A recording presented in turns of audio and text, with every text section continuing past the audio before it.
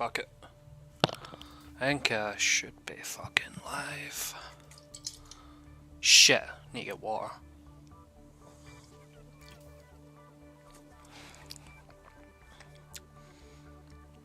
Hello? Alright, cool, we're... Ah, fuck. We're live. Ah, you bastard. Right, I've got a... If anyone criticises my fucking driving, I'm using a fucking wheel and pedals, so... Aye. It's racism. We're just streaming some racism. Because I'm a racist. I like my car racing, you know? Quality racism.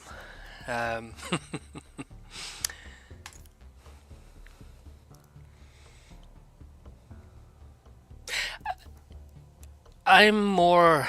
The force feedback stuff, tackle, I've got more of an issue with, but...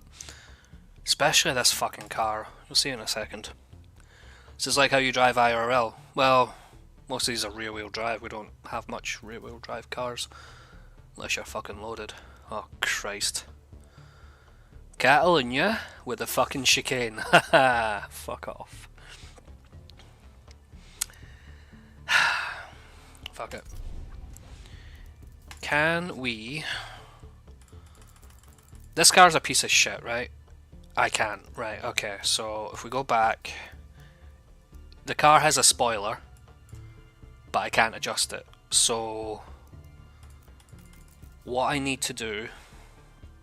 Why not iRacing? Because iRacing, you have to pay a monthly subscription. I'm just not for that. In Gran Turismo, you can only play that on PlayStation, which... I mean, my PlayStation 5's down the stairs. Like, fuck that. So, yeah. Plus, apparently the single player for Gran Turismo is kind of shitty, apparently. So I can get a rear wing. It looks like ass, but I need it, so we'll go with it.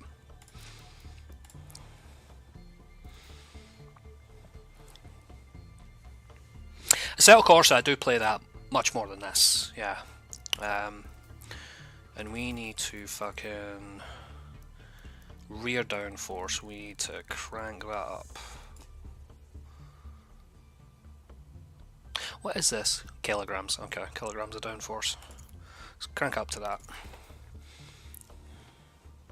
They added NASCARs to this recently. I think in the latest update a couple of days ago. The new Assetto Corsa though, I mean that's going to be a definite buy.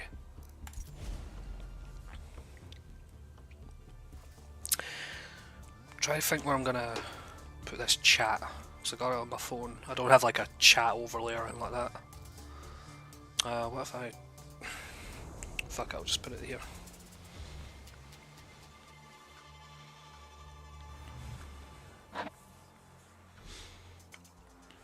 The wind direction at Catalunya can change drastically during the day.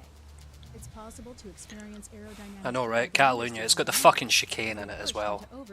The one they got rid of years ago. Well, for F1 anyway. Fuck it.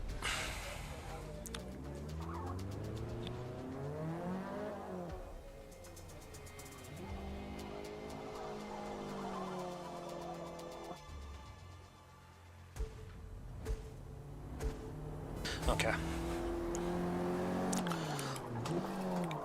Jesus, this car is not good.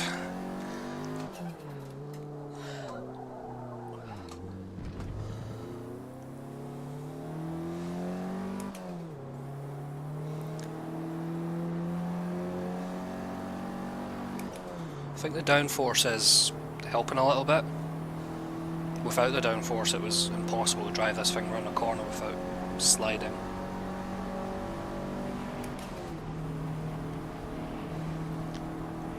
Oh.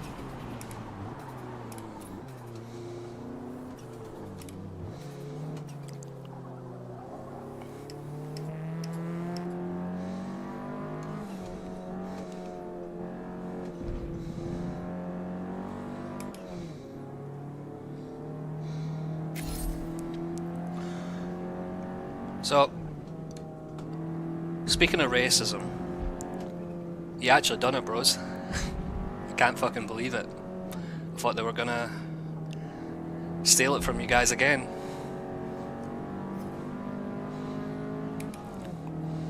Before anyone asks, yeah, I am playing with the fucking racing line because I don't know half of these tracks. I should have shifted down there. Fix what?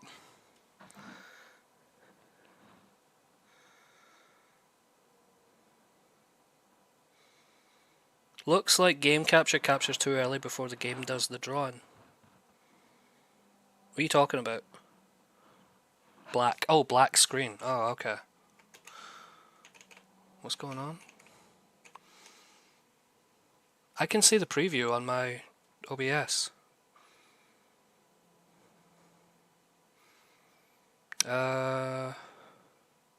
It's black screen, really? I can see the preview on OBS.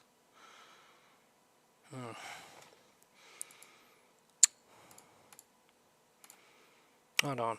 Let me try window capture.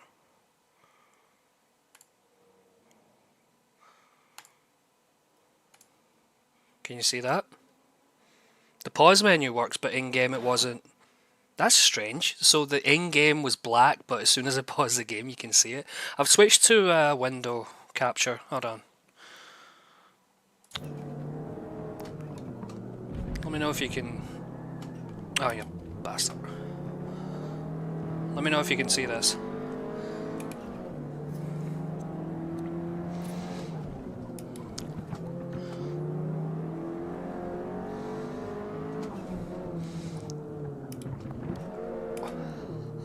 See, I hate this about the practice mode. These cars actually get in your way a little bit. Is it fixed?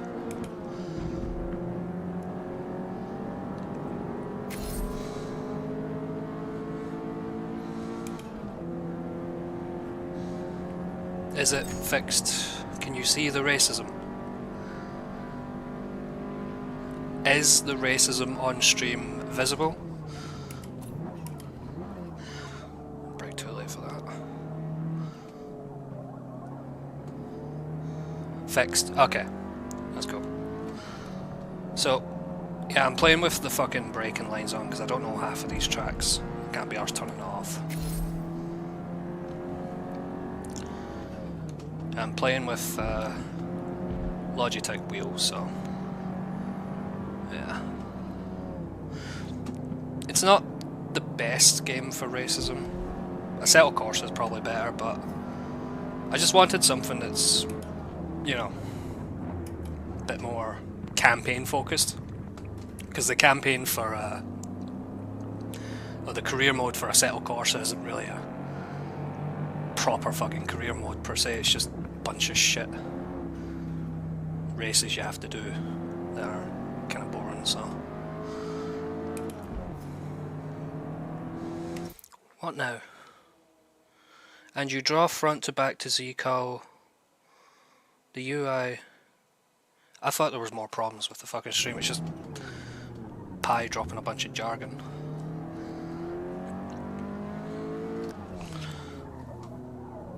I tell you what though, the spoiler is helping a little bit with this car.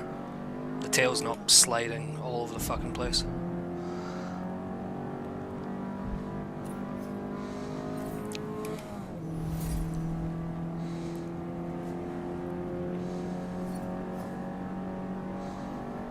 You know what my pet peeve was this the other day, Taco?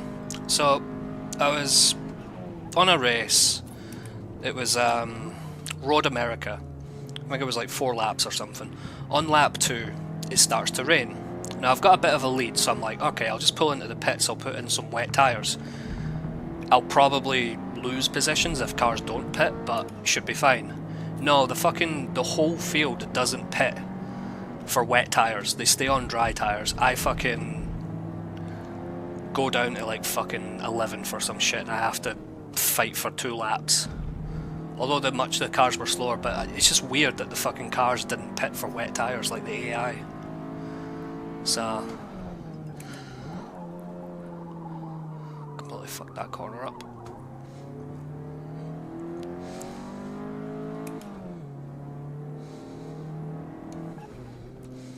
So I don't know if the AI are meant to pit or something. And I should have downshifted.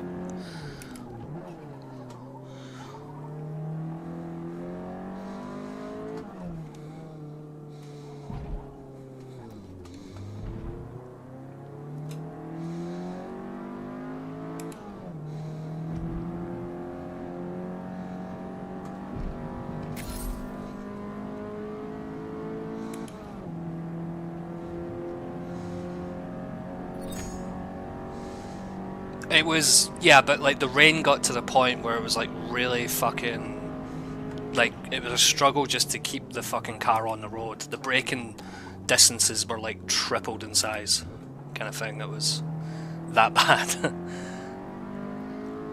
Oh, I'll finish practice. Fuck it. Alright. Yeah, my biggest problem is the AI. I've been fucking Max Verstappen into corners so many fucking times. Like, it's crazy.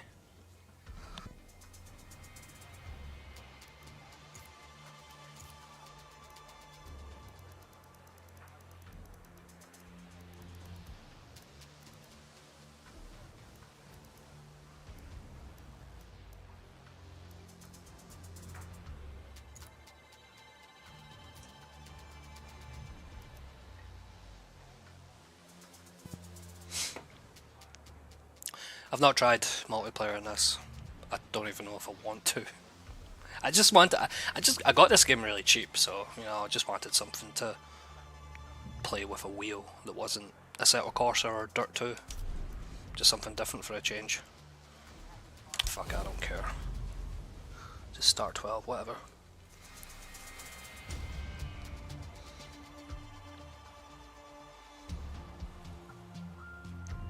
You know what, should have probably turned on the force feedback a little bit more. It's a bit weak on this car.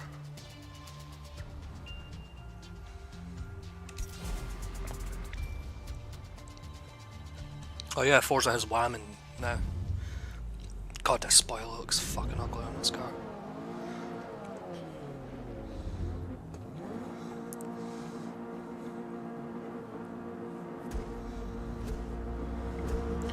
I'm not a racist, do I look like I drive race cars? Nothing wrong with watching some racism, especially if it's 24-hour racism. It's the best kind of racism.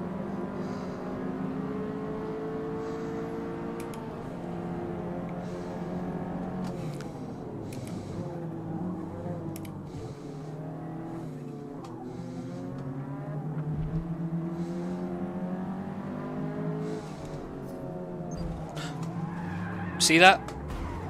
You see that? I mean, I could rewind that, but did you fucking see that? Max Verstappen. Every AI is literally Max Verstappen.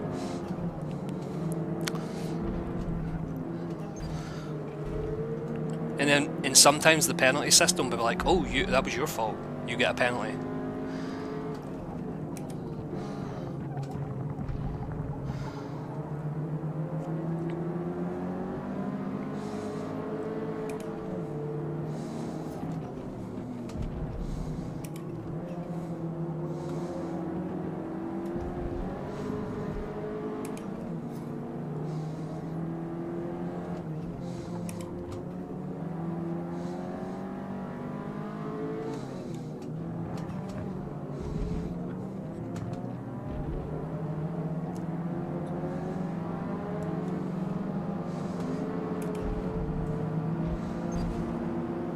Fucking way.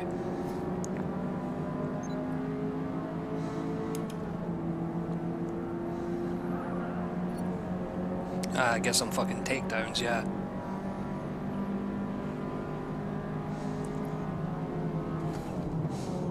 Oops, sorry. Just acting like a Forza AI driver. Oh, see what I mean? I mean, I probably did deserve that, but yeah.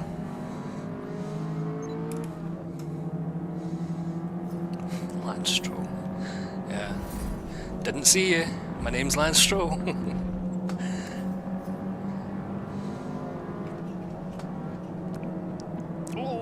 fucked it.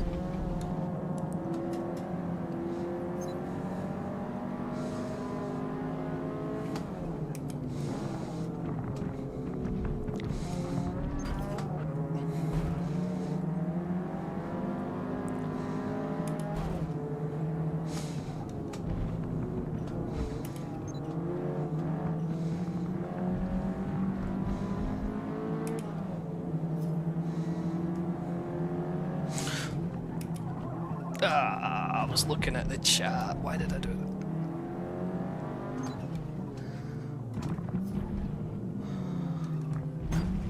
Sorry. Oh, you know what? Probably gonna get a penalty for that one. No.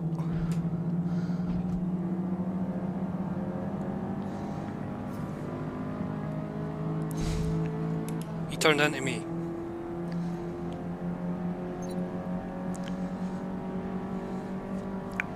Who's this fucker? What kind of car is this? Beamer.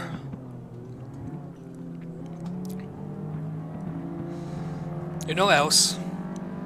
I guess it's just a Forza thing. Obviously these drivatars or whatever the fuck they are, the skins they use I guess are based on real players.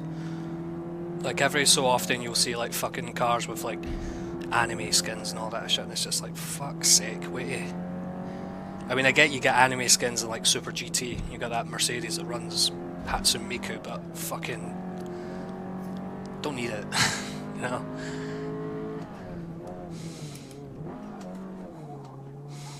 Fuck that up.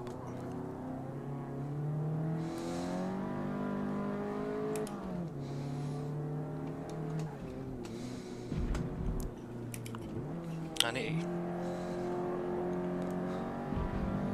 increase the force feedback on this next race.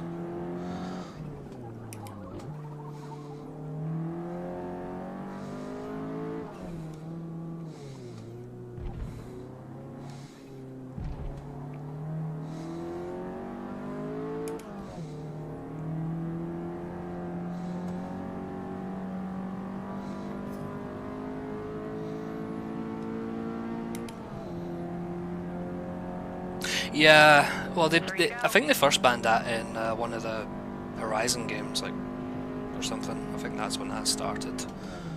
You can't even have a Dodge Charger with a fucking Confederate flag because, ooh, Confederate flags. It's not just that, like, the Rising Sun is... I'm rewinding that, I don't care. I'll take the fucking hit. They banned the fucking Rising Sun flag as well.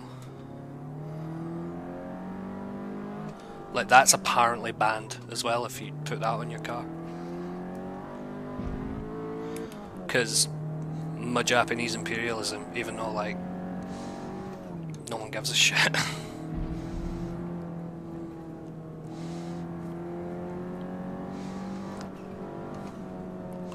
Fuck.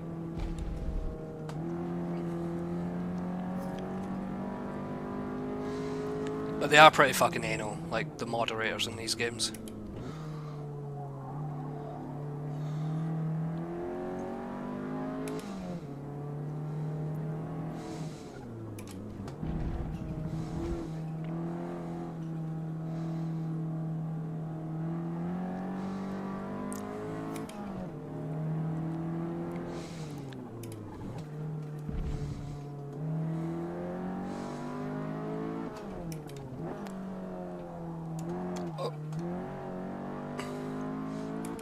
The tail end out.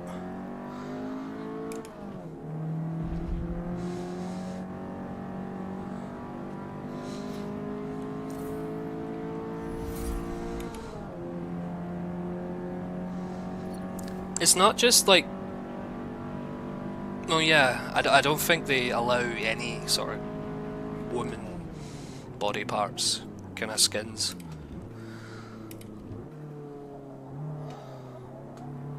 I don't think any of it's allowed.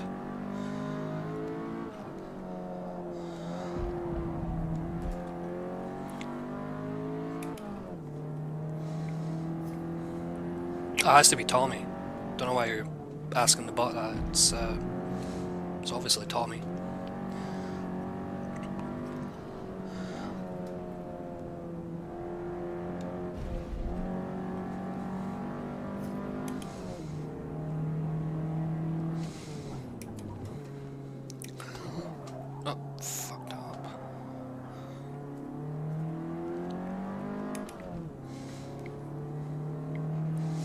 Nah, I can't really do I am being a bit of a casual. I am running. I'm running TC, so I'm being a bit of a casual. The only thing I'm not running is stability control, but I'm running TC and ABS. Like I had it off when I had slower cars, but when I started, like when you start getting faster cars, you kinda need. I mean, I feel you kinda need TC.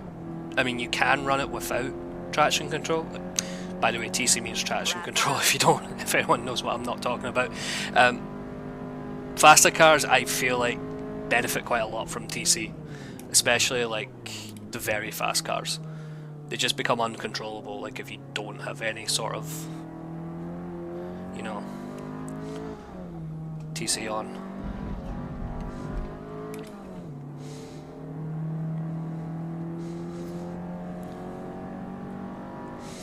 ABS is, you know, I'll have that. I don't like locking up my brakes, thank you. Stability I've got off,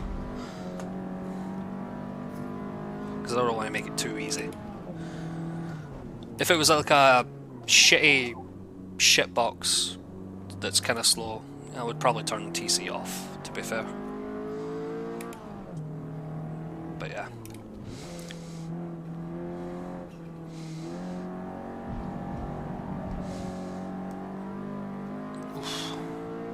This car is a bit tail happy still, even with the downforce to the rear. But it's much more fucking controllable than what it was before. Like, yeah. Use HOTAS to race. Yeah, I don't actually have a HOTAS stick. So.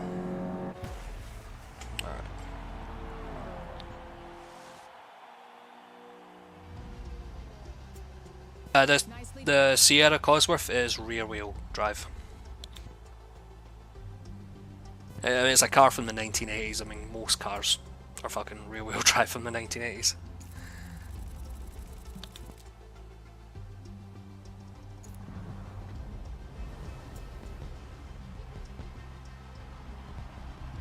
Fun fact, in real life, the Sierra Cosworth pretty much dominated Group A for a period of time. It won quite a lot in Germany in DTM before it was called DTM.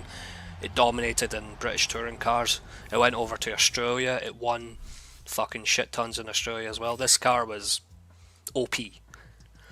It got OP to the point where the German manufacturers, BMW and Mercedes, weren't very happy, so they changed the rules to nerf it. It still won.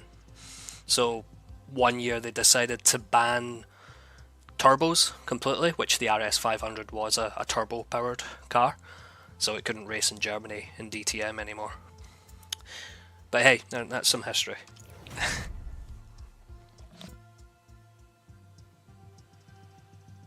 I am a massive racist, love my racism. I mean, this racism's but yeah. Grand Oak Speedway, I don't know this fucking track.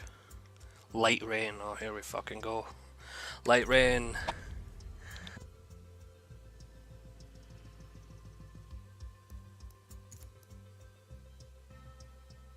What do we want to do?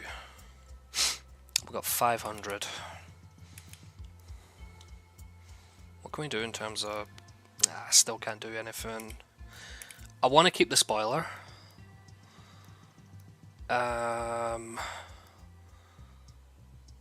Weight reduction. Take off weight reduction. I don't like this upgrade system either. I think it's trash. We'll get some better tires for better grip. And then we'll just get a bit more power. There we go.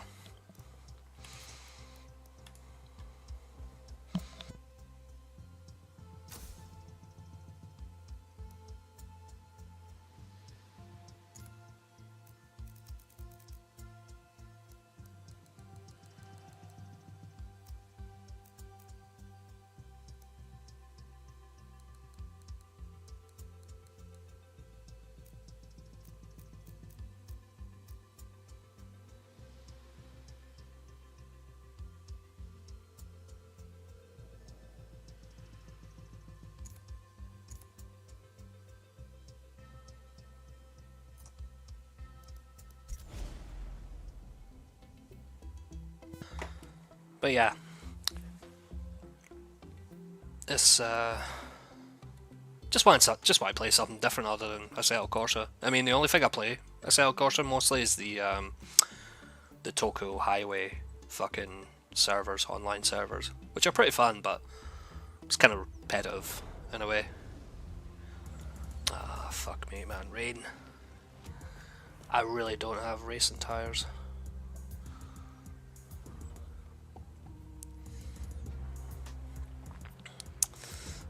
Okay. Let's just reduce weight. I don't need fucking all this fuel. Just do 12 laps, whatever. I'm not even gonna do 12 laps, but reduce the weight. Because we got rid of weight reduction. Car's gonna be heavier.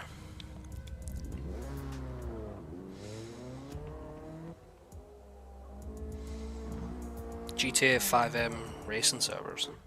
Didn't know that was a thing. How do you... Can you even make GTA 5 a sim with like mods?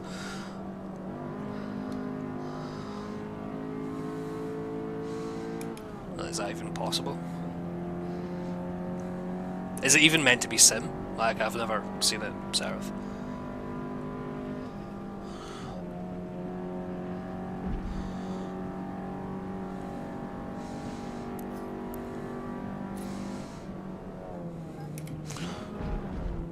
Oh Christ. Yep, it's wet.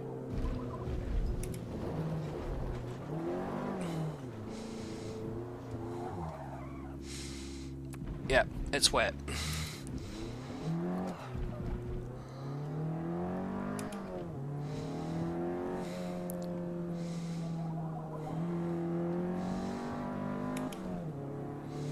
Actual competitive races.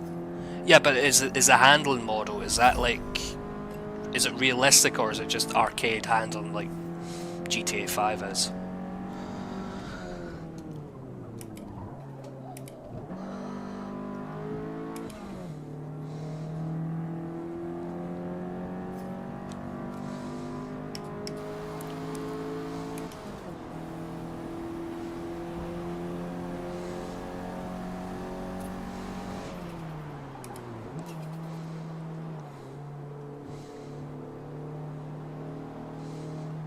Just want to get on the throttle late as you can.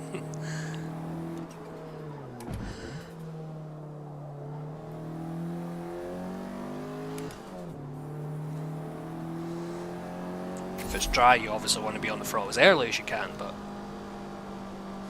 you want to make sure the car's straight before getting on the throttle, straight as you can, otherwise you'll just do a little spin.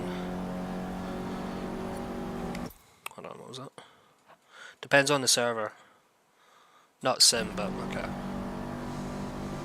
Like, the last time I played Grand Theft Auto 5, it was just a single player, but I installed a mod to have it so that the damage model and the handling was from Grand Theft Auto 4, which I just found... I mean, the game's definitely not designed around GTA 4 handling, like some missions are a bit more difficult than what they need to be, but I found it a lot better with the GTA 4 handling.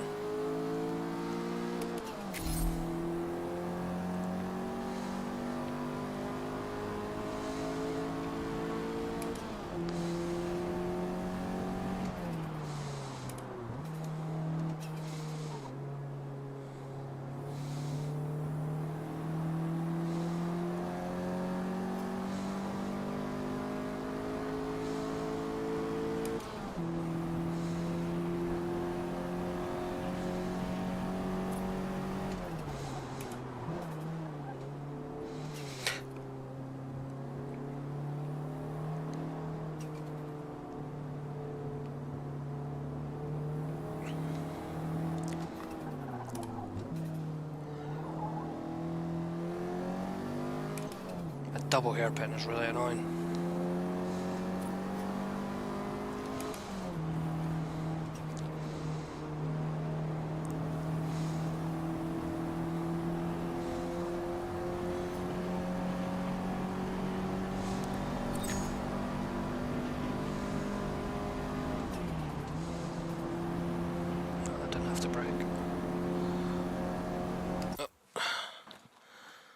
My biggest gripe with the Meta Racing part of it is speed bumps, double clutching.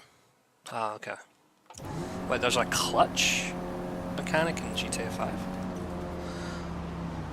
Oh, I fucked it.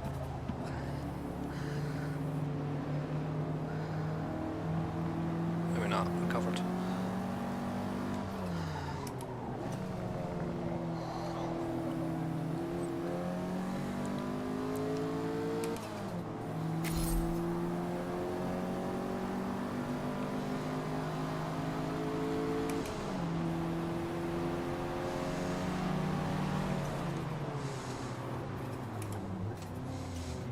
Get out.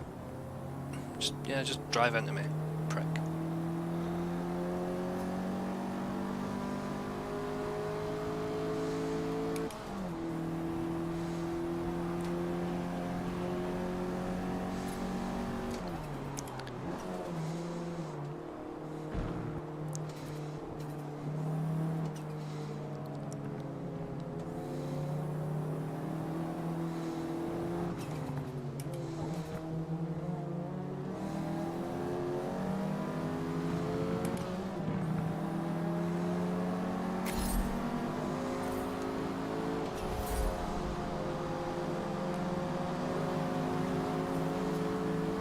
Oh, I love that, the Marlboro livery on that car. Oh, beautiful.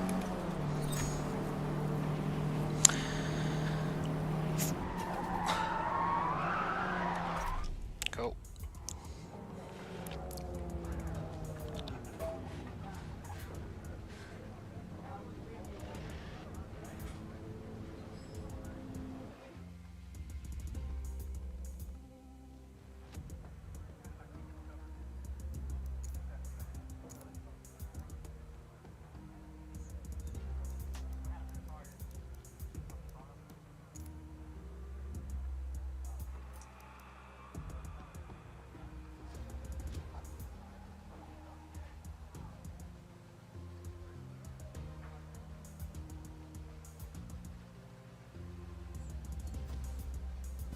Alright. Let's go.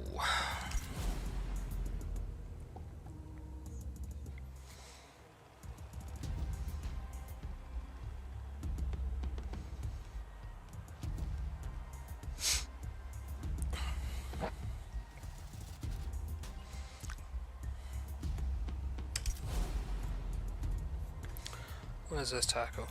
Stop, dude, stop. Oh, roll on the start because it's fucking wet, okay.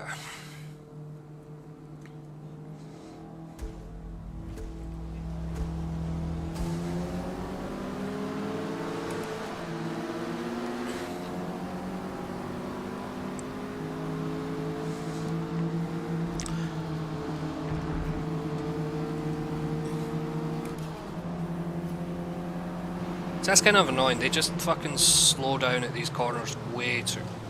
Obviously you can put the difficulty up, but there is a point where the AI just becomes bullshit. Like, almost fucking impossible. And it doesn't do anything about their lack of spatial awareness either. They just never have any.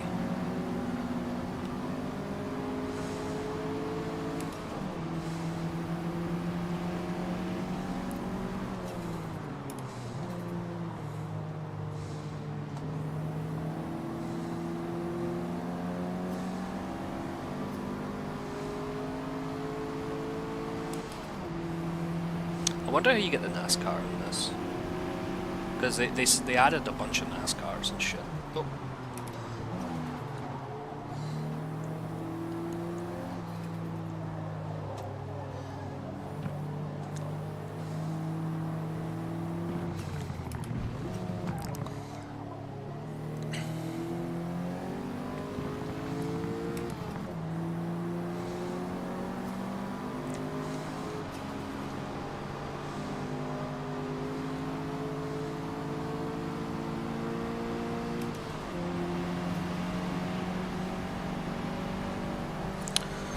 Oh, that's kind of my fault, I guess. For me pulling in too early. just Forza things. Oh, fuck that one up.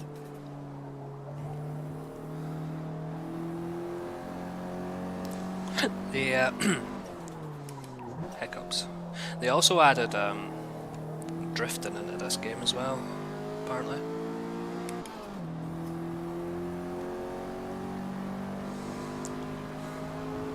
Is YouTube gonna give us problems because I've tabbed racism as the tab? Like, is that gonna get us into trouble if I put the tab as racism? I wonder. It's a racism game. It's about racing. Like, it's the correct and accurate title.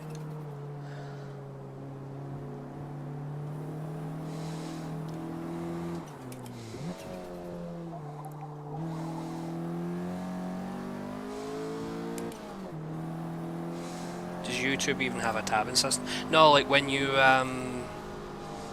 put the tabs in, I'm pretty sure it names the streams, does it not? Or am I wrong? Am I thinking of something else?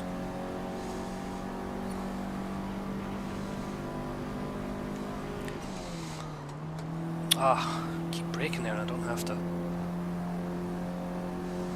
Again, I don't know these fucking tracks well enough to without the break and sort of visual assist here.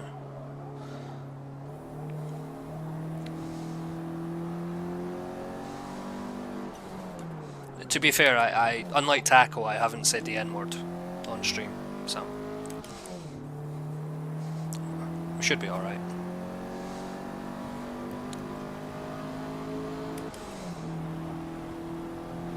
Oh, is that just the title? Okay.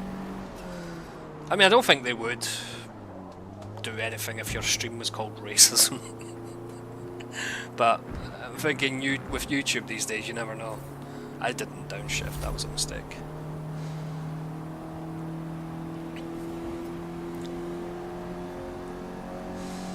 Yeah, but I know you guys use spicy words, but I would just rather not fucking risk it, you know? You can fucking do it all you want. Just don't come to me if fucking Sarah chews you out a new one for it.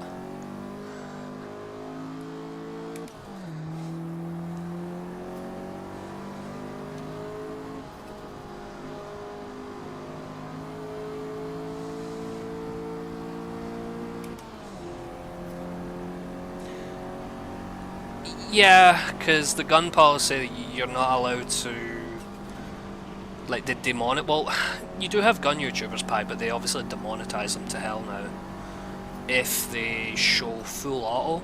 And I'm pretty sure there was this, oh fuck, there's this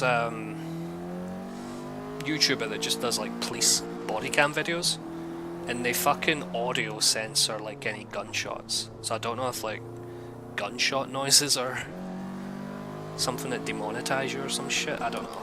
But that's just demonetization, that's not like blocking the video.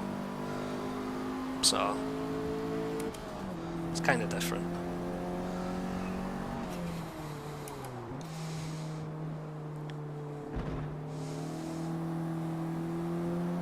Man, I wish you could put chat as like an overlay on the screen, like above the game or something. There probably is a way to fucking do it, but I just don't know. Because I am leaning down to look at my fucking phone to read chat. Because I don't have dual monitors anymore. I gave my second monitor to my girlfriend. Because I got a big monitor. It's like a big curved monitor. I don't know, I can barely read Adam. The only thing music with music and streaming Teen Wolf. Teen Wolf. Who did that?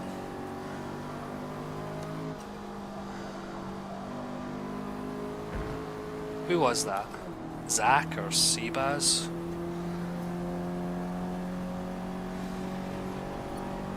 Three remaining. Or Tackle? I don't know.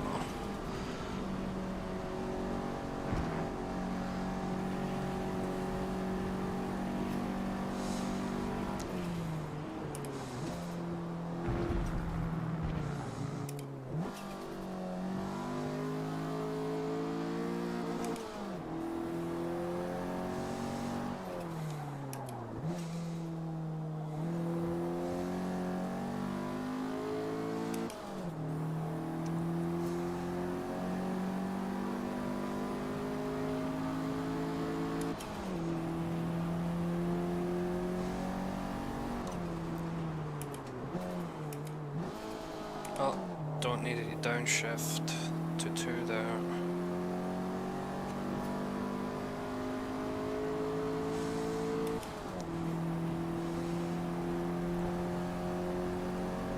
It was Seabass, okay.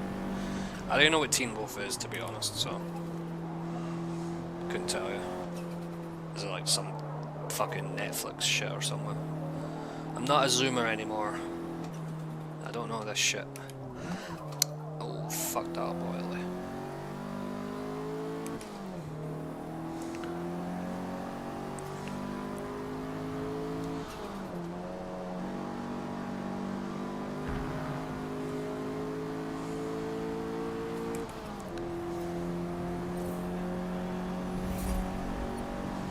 Oh.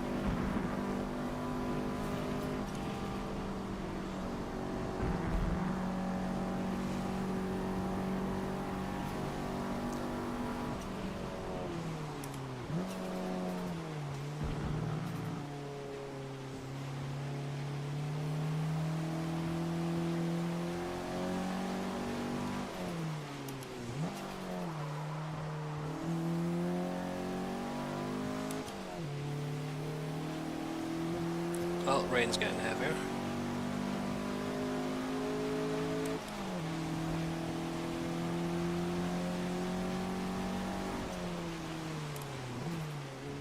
You know, I don't have anything against fireworks, but yesterday, obviously in Britain, we have this thing called November 5th, where people set off a lot of fireworks. I don't currently have any pets with me. I do actually find them quite annoying, especially like when people are setting off fireworks at midnight and you're working at like 8 o'clock the next morning.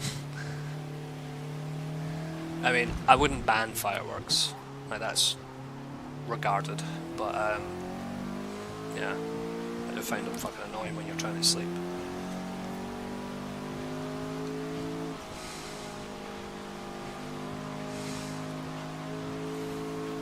Okay, this is getting really fucking proper rain now. One more. Finish strong. Okay, okay.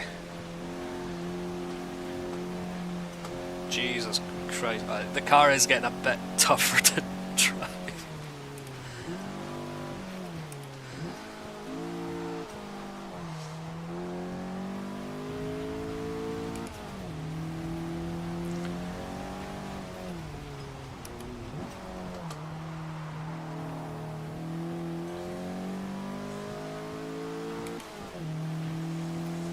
Yeah, we got November 5th in New Year's, that's typically when people set off fireworks.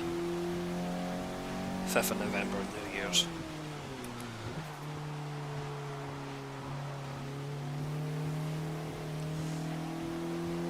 This is a wee bit sketchy.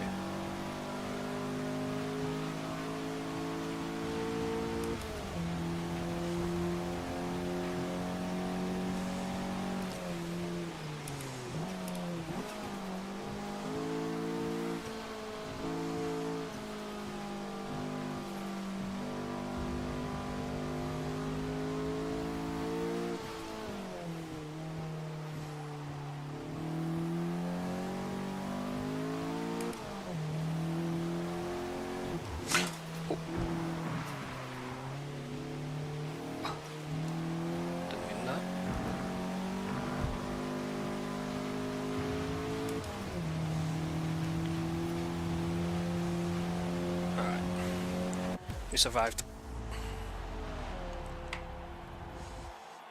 Edge, I think yours difficulty. Yeah, I did try it on like one more up, but the thing is, like, the jump was fucking insane. Like, I could not keep up. So there's a weird thing where this seems a bit too easy, but the next difficulty up is a bit fucking difficult, so a bit too difficult, so it's yeah, it's a strange one, and you don't get much. I mean, I wish you could customize that a bit more, kind of like a Assetto Corsa, but yeah. Yeah, the what's it called? The spike or the difficulty curve, whatever. Yeah, difficulty spike. It's quite pronounced. Yeah, I'm not gonna have fucking AIs lap me. I'd rather lap them. Fuck it. Oh well, at least it's not the full thing. It's not the Nord's Life. Still. Wait, they've got rid of the fucking... It's like the short version, Patchy Fog. Whatever.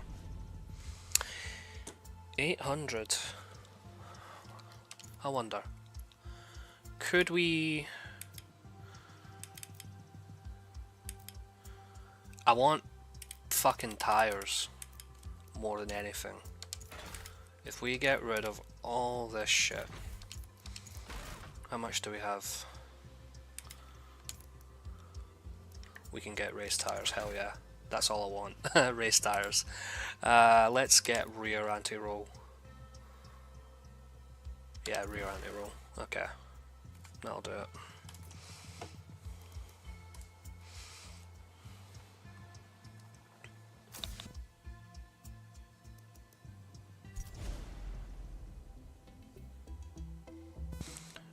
Just realised, saw no one doing penny for the guy. What the hell's penny for the guy? Penny for the guy. Are you talking about the fucking... Ah, no, okay.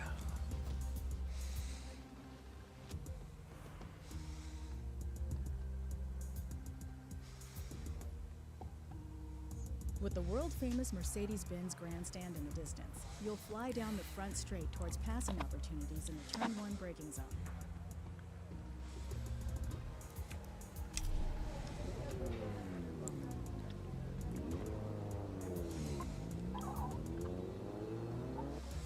God, this car looks so fucking stupid with a spoiler. But no, I need to have the spoiler if I want rear downforce, because the default spoiler doesn't do anything.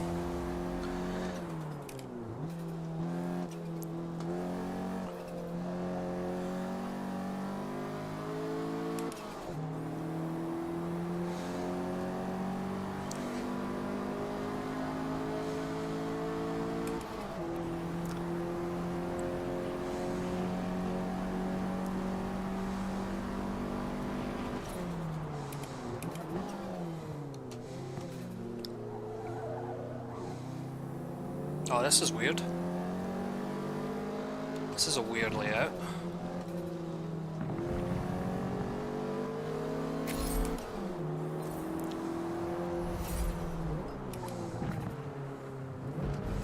Get out of my fucking way.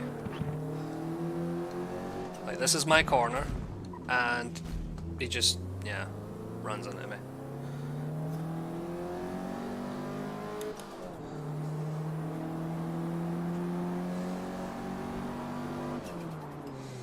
To be fair, I did dive bomb him, but still.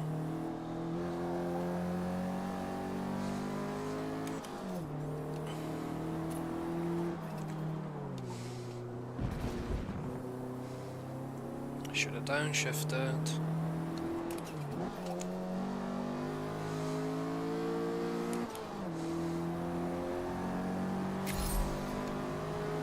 Fuck man, try to reach out and drive at the same time.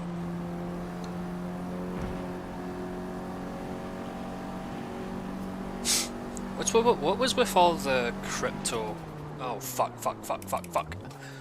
Just made it. What was with all the crypto betting during the election? What's that all about? Is that just like a new thing people do now? They bet cryptocurrency on the election.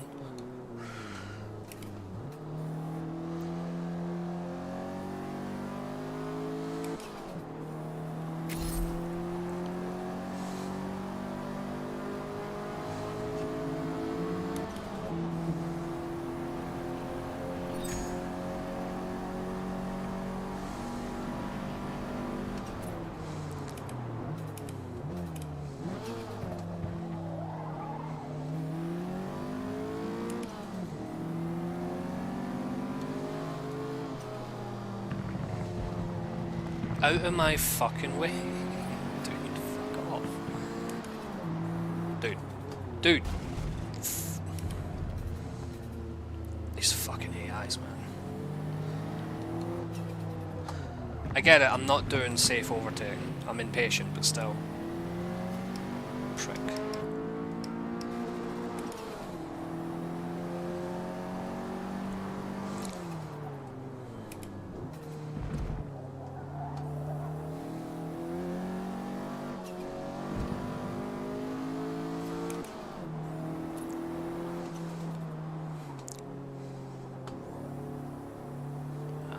Forgot to downshift.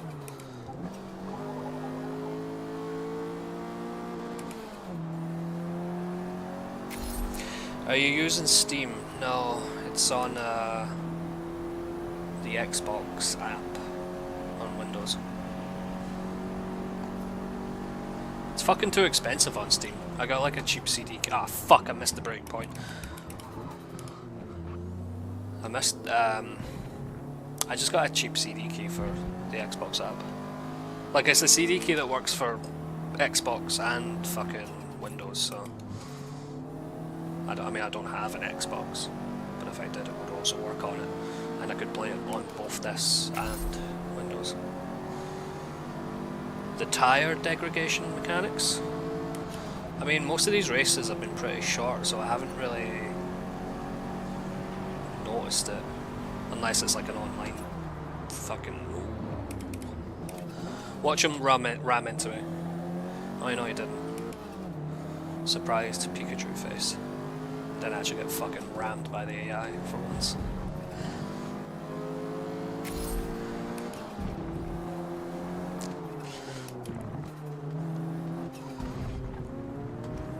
God, I love the Marlboro.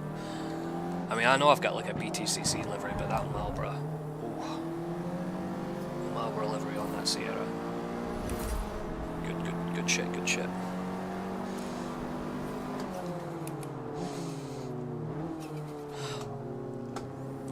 Don't turn into...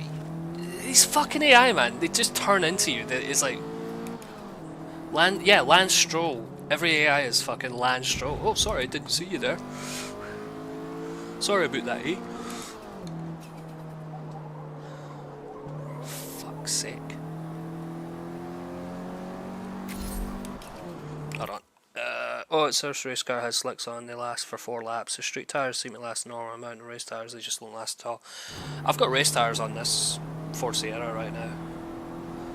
But I mean, I'm in the career mode, so maybe it's just that.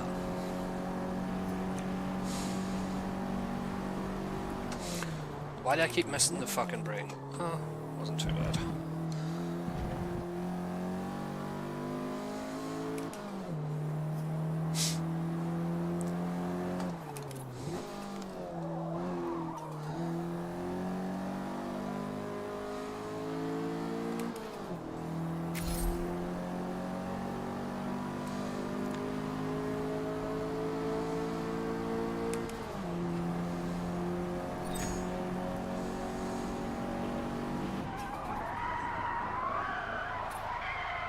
Kill my tires. Oh, wheel. There we go. And online there's like a 7-lap race you have to stop for tire. A 7-lapper and you need to stop? I mean, it's not the Nordschleife, is it? I mean, if it's 7 laps of the Nordschleife, then mate, even still, like...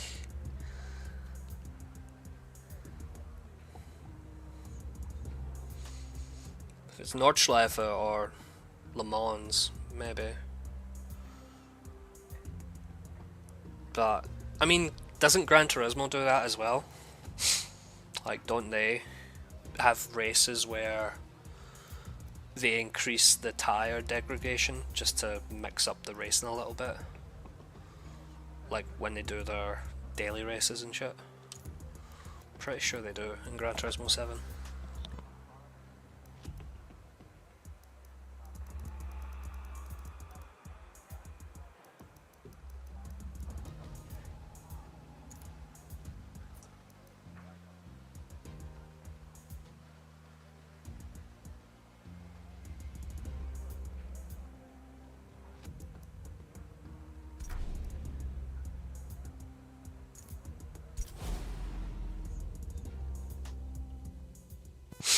Alright.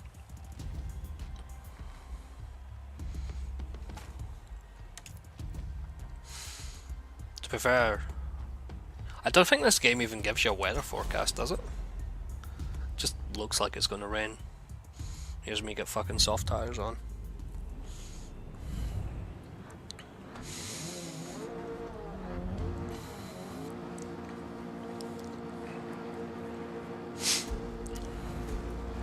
Yeah, Lowe's. Fucking.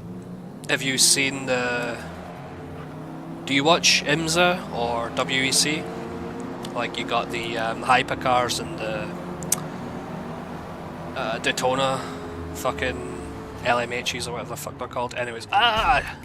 Murdered. You've got Aston Martin. I'm gonna get penalised for that. Yeah. Penalty is about 2.5 seconds. You got Aston Martin next year in the hypercar category, and they're using, no joking, a naturally aspirated V12 in the Aston Martin Valkyrie hypercar.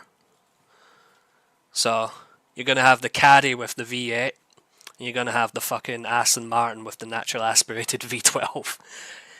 It's been fucking years since there's been a V12 in fucking top end of motorsport.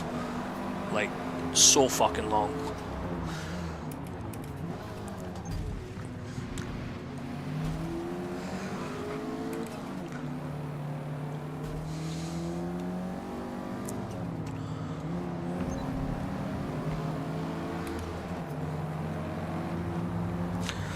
Oh my fucking god. This fucking Aussie cunt who he's fucking holding.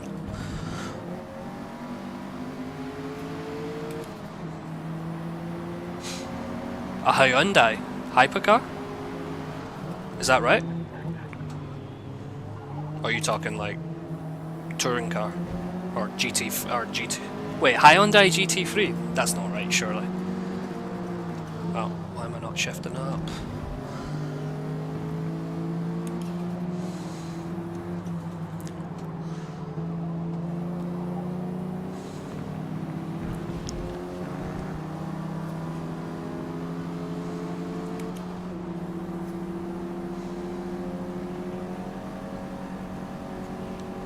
Hyundai hypercar, eh? That's interesting. You know the fucking Acura, I don't know why, but for some reason they're only racing in IMSA and not WEC. I think it's something to do with Acura being a bit autistic when it comes to the naming rights, because obviously outside of America they would have to be called Honda, so they don't race in outside of America because of it. It's kind of shit. I would like to see Honda in the WEC, especially like Honda versus Toyota. Hell yeah. Definitely.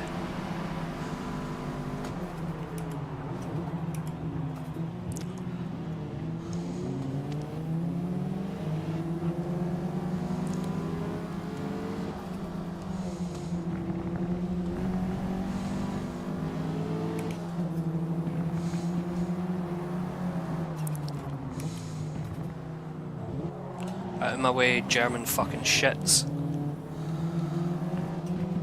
I mean, okay, this car was designed by a German technically, but still, it's a Ford. Yeah, Acura is just like Honda, Burger Honda basically. But you've also got Toyota. Toyota could enter a Lexus into IMSA, because obviously Lexus are like, you know, their equivalent of Toyota, so why did I not downshift? So you could technically have Toyota or Lexus in IMSA, like a Lexus hypercar. Why am I'm reading chat and I'm forgetting to fucking shift up and down.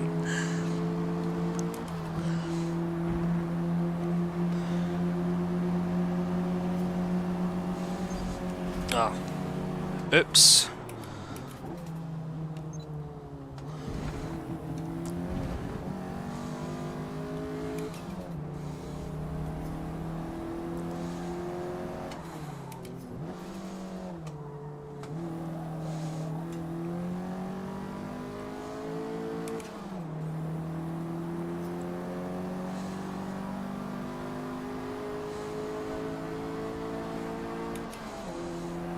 Yeah, the Lexus in GT3. It races in WC as well. I think it didn't have much luck at Le Mans this year. I always like to see Corvette do well in GT3, but they always have like the shittest luck, Corvette. I really like Corvettes, so. But you're going to have a lot more since WC are going back to GT3, so you're going to have like McLarens and fucking like just much more than just Porsches, Aston Martins, and I think it was Ferraris. You're going to actually have other shit now, like Mercedes. I don't think Nissan really do much GT3 anymore. I think the GTR as a platform is just not as good as like its competition. But in Japan, like they use the fucking the Fair Lady, the Z. But I don't know how well GT 500 like translates to GT3, you know. Speaking of Super GT in Japan, fucking Honda, they got rid of the NSX, right? Honda now use the Honda Civic in GT 500. Fucking Honda Civic, a four-door Honda Civic with 500 brake horsepower in the Japanese Super GTs. It's crazy, and it's actually been fucking like it's won some races, I'm pretty sure. Yeah, GT 500 is what. Well, I was going to say it's closer to DTM, but aren't DTM moving closer to GT3? Pretty sure I heard that somewhere.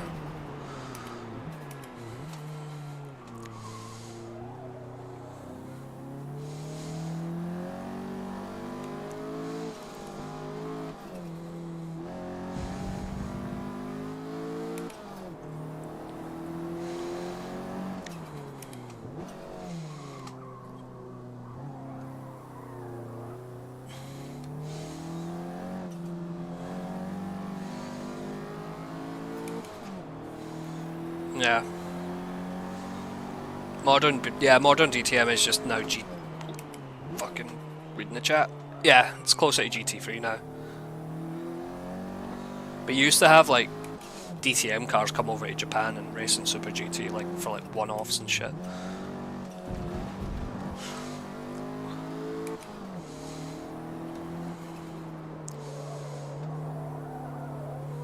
Ooh. Bit too happy this.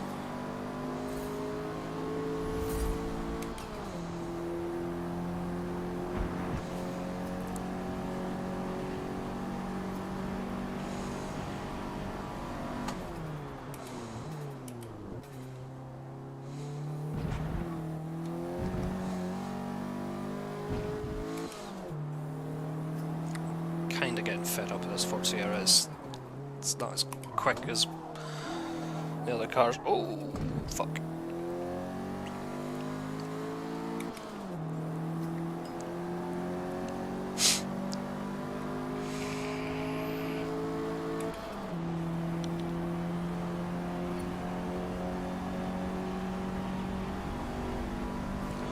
Oh, reading chat.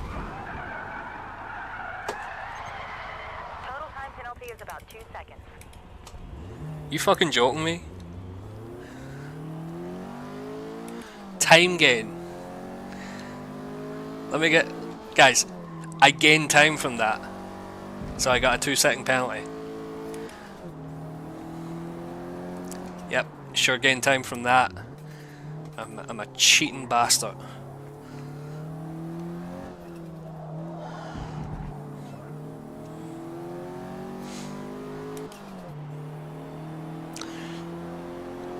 I mean, what would Hyundai use as a platform for a GT3 car? Like, what do they actually have? I mean, they wouldn't use... Obviously, they wouldn't use, like, the i20. You know, what they use in WRC. Like, what do they have as a platform that could be used as a GT3 car? Maybe they've got, like, some models they have in America that I don't know of.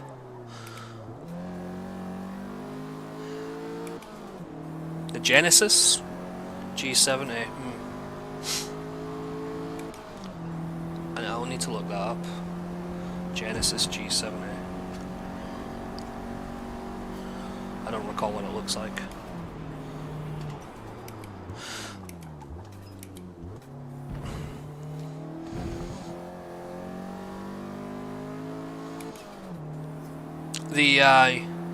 You know what's cool, and I hope that has success in GT3, the Mustang. Like that Mustang GT3 car, holy shit. It's amazing. It looks amazing, that. Like, years ago you would have thought fucking Mustang and GT3, like, no chance. But holy shit, it looks so cool. You got this. Reading chat. Off track. Gonna gain some time. No? Okay. Thanks, game. For not being bullshit that time.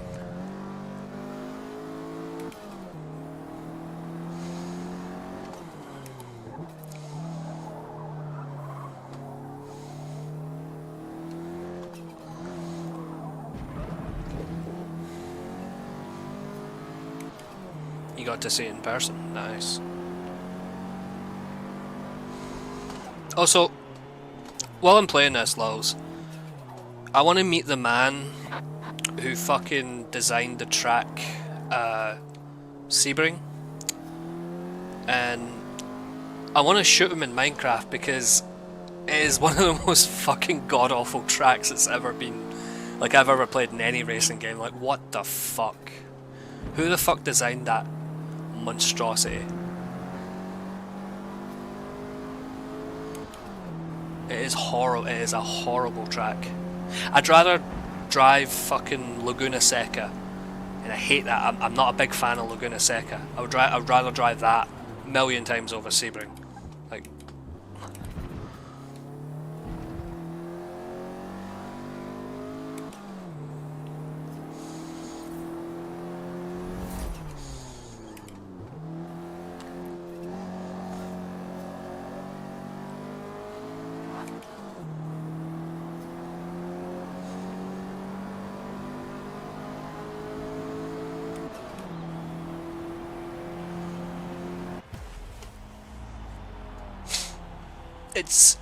it's you know that fucking hairpin or the big right-hander before the pit, and it's like it's made out of fucking floor tiles, and your suspension just gets completely fucked from, like, oh, I hate it. That last corner on Sebring, I fucking hate it.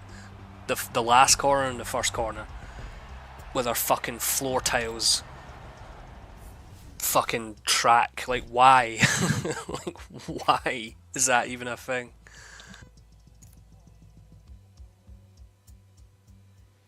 Brands Hatch, there we go. Yeah, fuck Sebring and fuck its floor tiles on that last turn in turn 1. Like, it can fuck right off.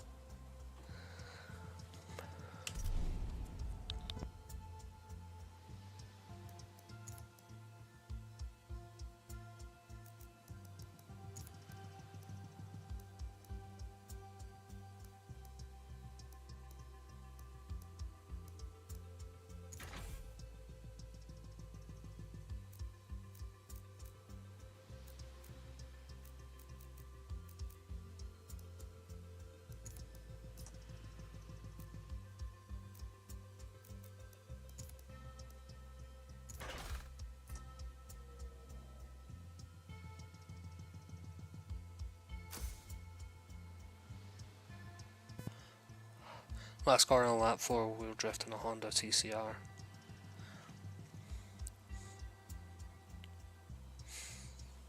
Yeah, fuck Sebring. Brands Hatch. Oh, this is the Indy. Yeah, Indy. Indy's nice. It's nice and short.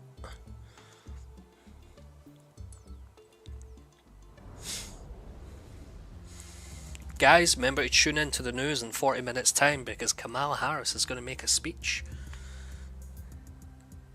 The Brands Hatch Indy layout is short and fast, with only one major uphill braking zone. Passing can happen anywhere on this track.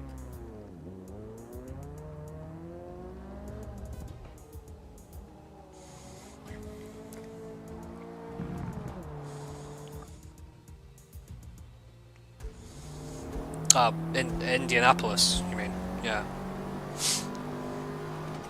You know what I do have an appreciation for in terms of American circuits? The Daytona International layout. I think that's pretty cool. I do like it. Like not just the oval, but with the infield track.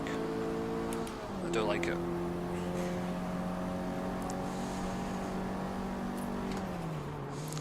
How come the best American track is in Florida, and also the worst American track is in Florida? Like, yeah, I completely fucked that one up.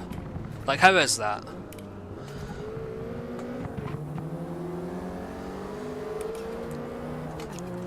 Fucking these fucking AI, man.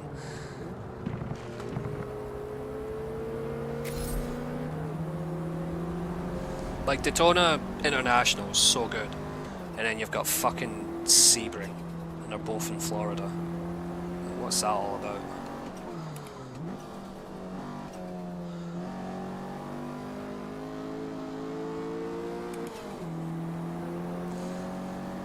Road America is good. I just think, in terms of driving games, I've felt best with Daytona International. I'm not saying Road America is bad. Road America is pretty good. Then you've got Petit Le Mans, which is okay.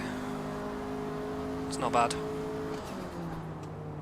But for me, it's Daytona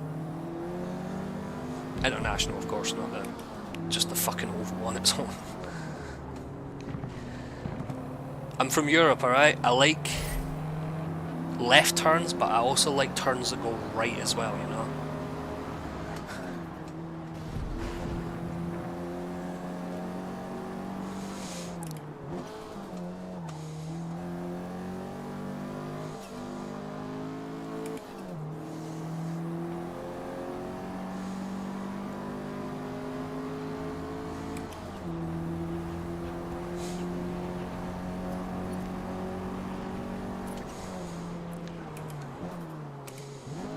Fuck that up.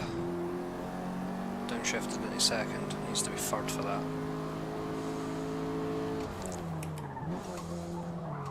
I think I prefer the GP layout for this. The longer version. And this is nice and short.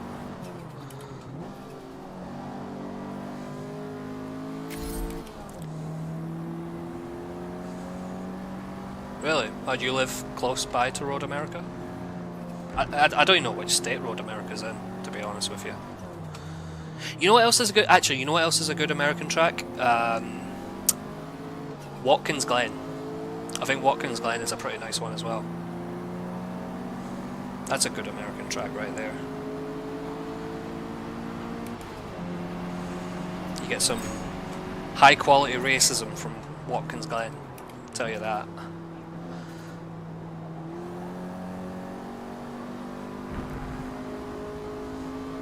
Oh, Road America's in Wisconsin, okay.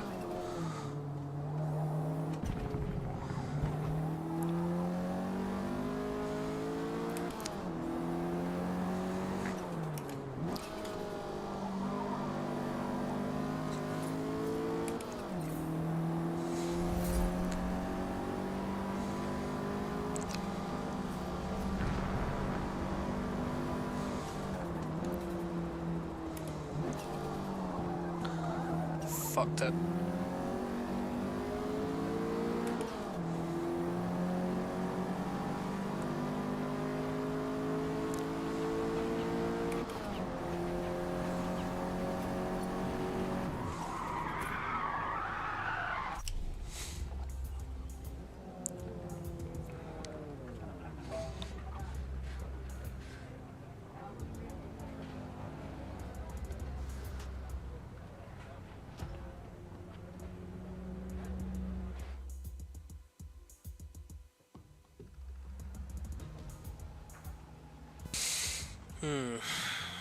Okay.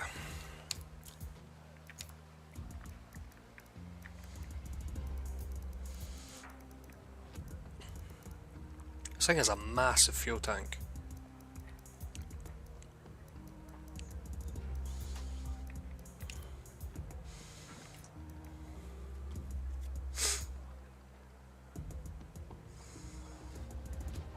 Only races I've been to are dirt races. Last time I was at a race was touring cars, BTCC, which used to use the Super 2000 rule set. That was like a predecessor before TCR came about. But in Britain we use NGTC, which they're actually hybrids. There's like a little boost. You can use an electronic boost, like a limited amount of time per lap kind of thing. It's kind of cool.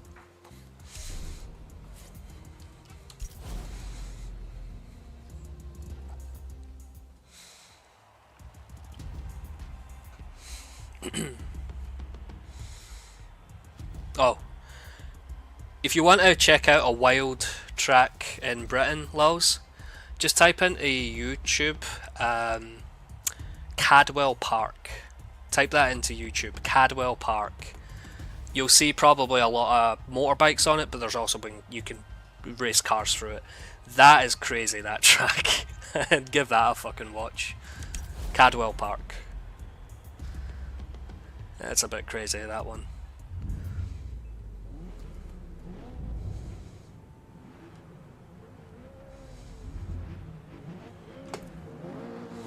Oh, you know about Cadwell? Yeah. It's fucking crazy.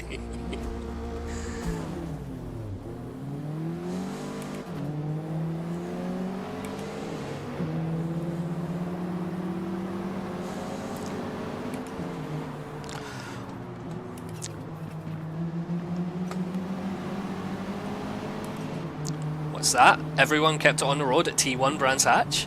Impossible. Am I gonna get penalised? I am, and no. Thanks, stewards. Must be driving a Red Bull. Thanks. Turning a blind eye.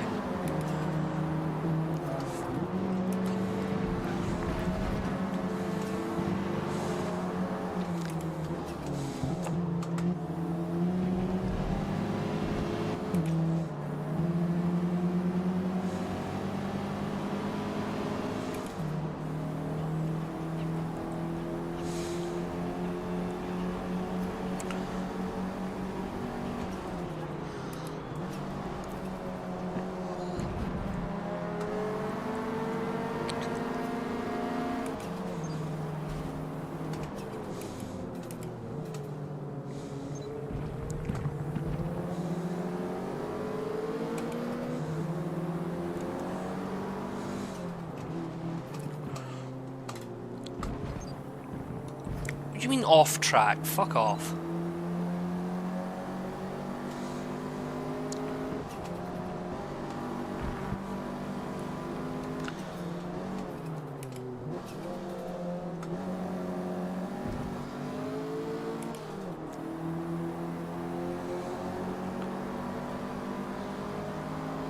Bunch of tracks. Laguna, Atlanta. Yeah, I know those ones. Oh, reading chat, not focused on the game.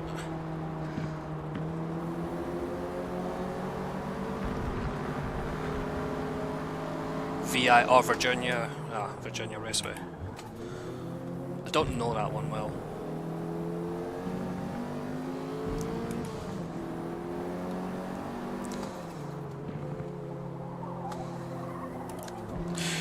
Uh-oh.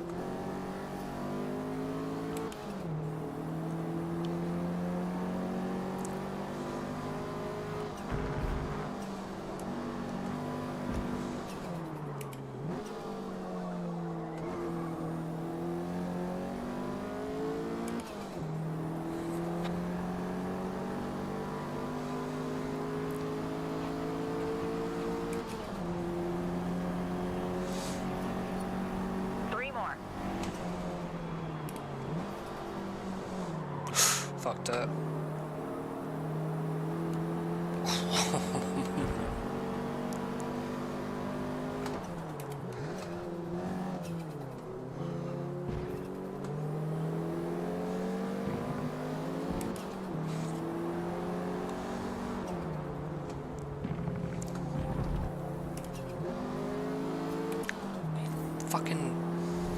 forget to downshift half the time.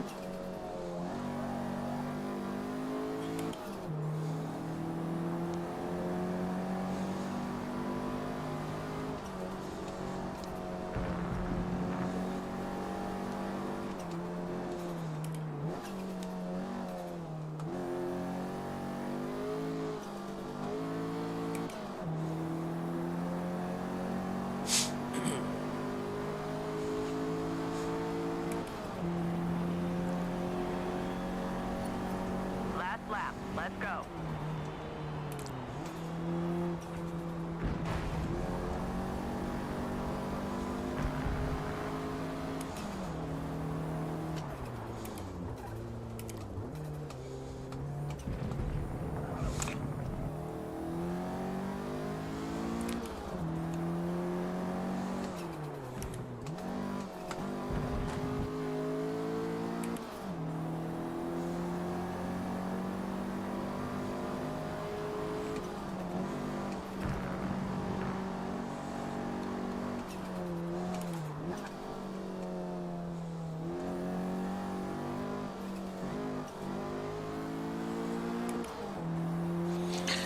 Cool. GG. That was a lot closer than the fucking last race.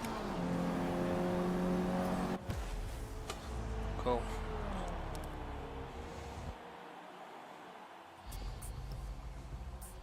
Good run out there.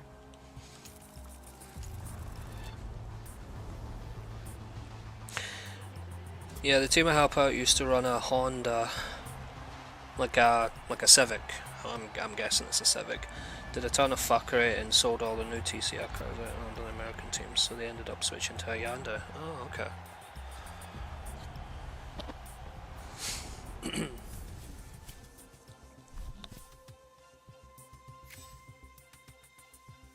Man, every time I play with wheel, I get fucking sweaty. It's the only problem when you play with a wheel, you get really sweaty. Oh, I need to take a shower. Jesus. Alright. Oh. Oh, is that GG? Alright, okay, I've completed the fucking series. Track special is complete, so I've done all this shit. For this I took a... Fuck, what did I take for that one? I think I took a Hyundai, I can't remember. A Supra for this one, an Audi, an Audi RS5, I think, and Lotus for this one. So yeah. Oh, I wonder what I need to choose. What car I'll need to choose for the MX5 challenge. Ooh, let me guess.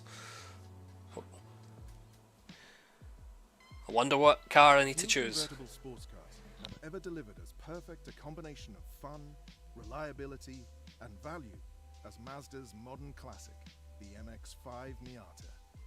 Its fan base has steadily grown around the world, making it the best-selling, most raced two-seat convertible of all time.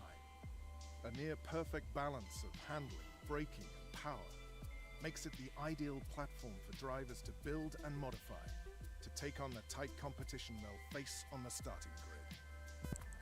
Oh, they also had multiple wheel stud failures and Honda just went, oh, don't know why they broke. Okay. So I'm guessing, yeah, it's going to give me a Gen 1 MX. Wait, what? Alright, I've got a 90 MX-5 and a 94. I mean, what is that, a hardtop? Is that the only difference?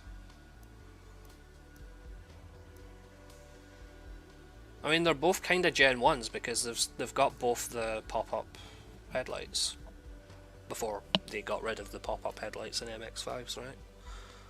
So I mean, what's this?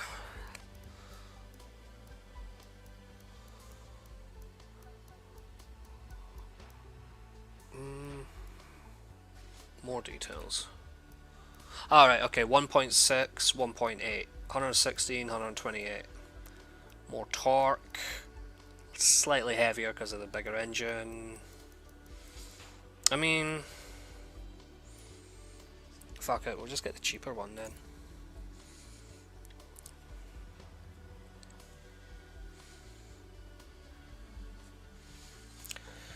Rear wheel drive, as it should be. Purchase. I mean, MX-5s. It's gonna have to be red, yeah.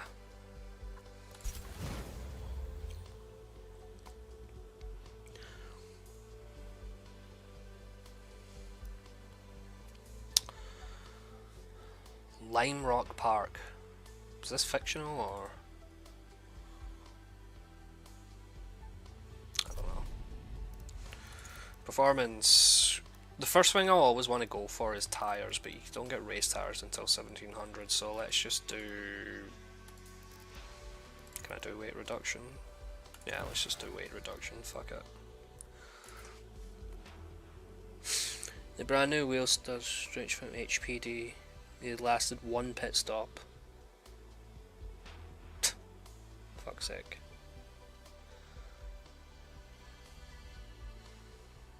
Lime Rock is northeast. Oh, okay.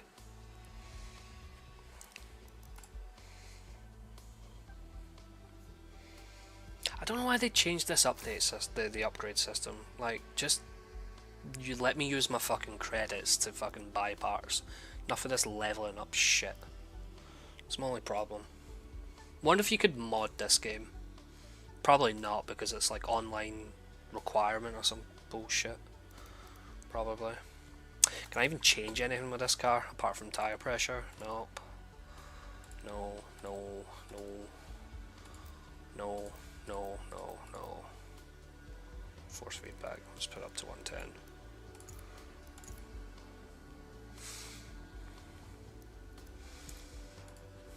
Cool.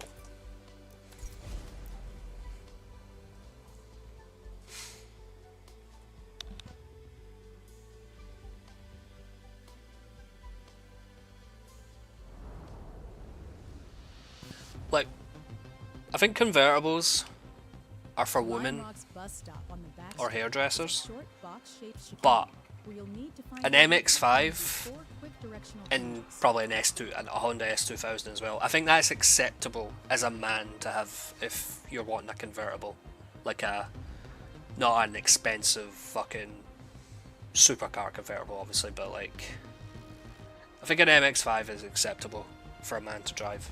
That and an S2000. Anything else? Nah.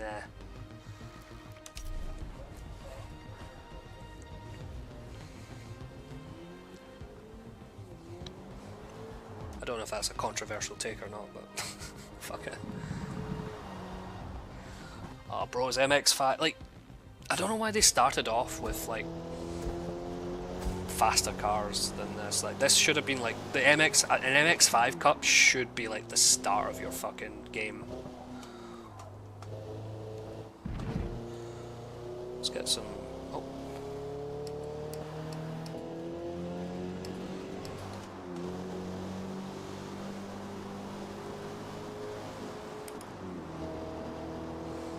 Convertible Mustangs and Camaros, I mean, I think that's like, I don't know, that's like you're trying to fucking compensate for something, I don't know.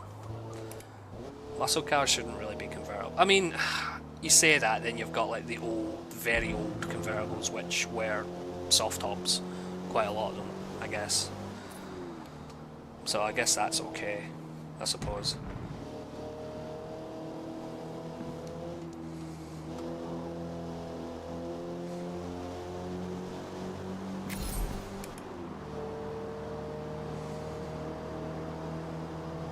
Oh yeah, the Stingray.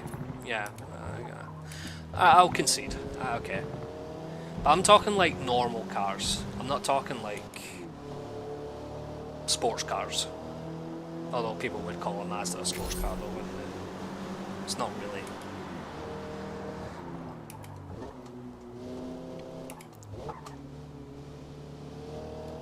Oh, whose fucking idea was it to put a chicane there? Fuck off.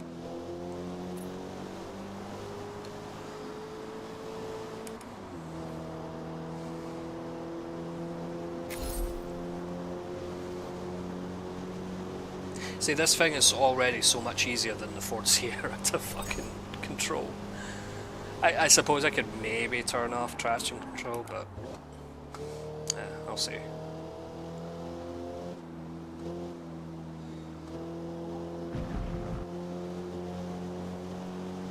Oh, I need to get... Ah, shit, I didn't put a livery on the fuck.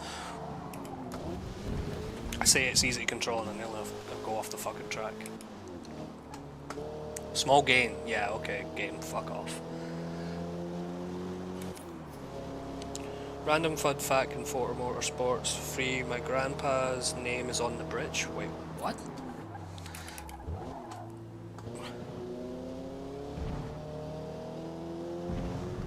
Really? Like, his name was in graffiti or something like that? Like, and it was in the game?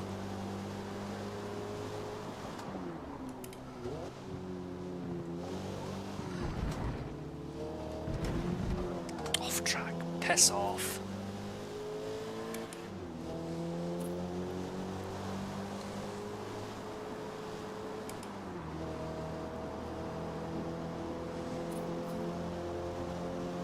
That's fucking cool, man. Your granddad's fucking names in graffiti. That's kinda cool. Means he's like fucking immortalized then. Yeah, he's fucking immortalized. In a way. Why did I do that downshift? Fuck off.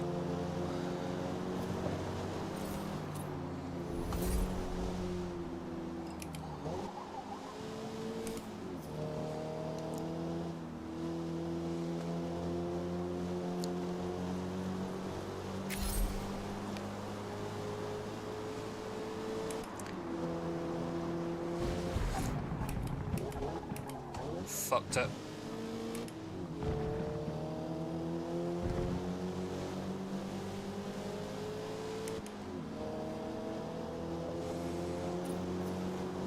I wish I lived near a fucking racetrack. I mean, closest one to me is like well over an hour away. It's like the other side of the country. I mean, Britain's not Scotland's not that fucking wide or big enough anyway, but yeah.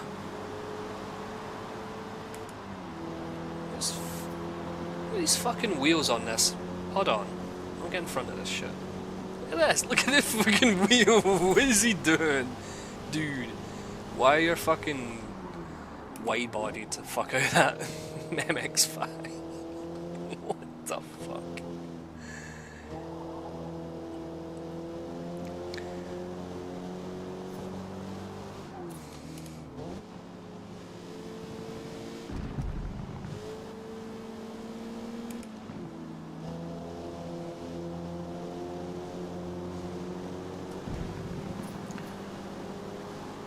I mean, I don't have an Xbox, so I don't have Forza. I've been emulating them though recently. I've been playing the Horizon 1 and Motorsport 2 on the Xbox 360 emulator. Mostly complete both of them. I think that's where... I mean, I played Forza 2 years ago when it first came out. I think that's where my hatred for Sebring... Oh, this... Yeah, close the gap. Prick. I think that's where my hate for Sebring came from originally. It might have been fucking Forza 2.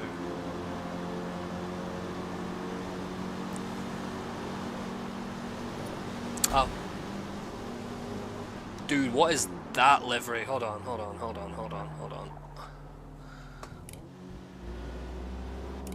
Oh, I need to catch up to him. Hold on, slow down. I need to catch up to you. What is this fucking livery, man?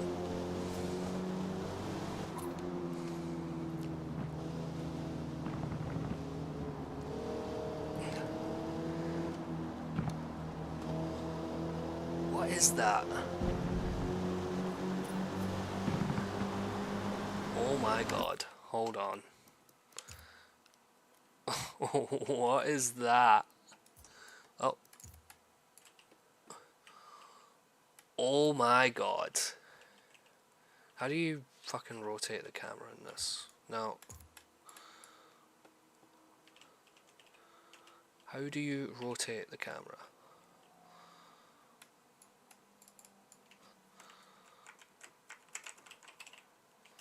Dude, I don't know how to rotate the camera. What the fuck?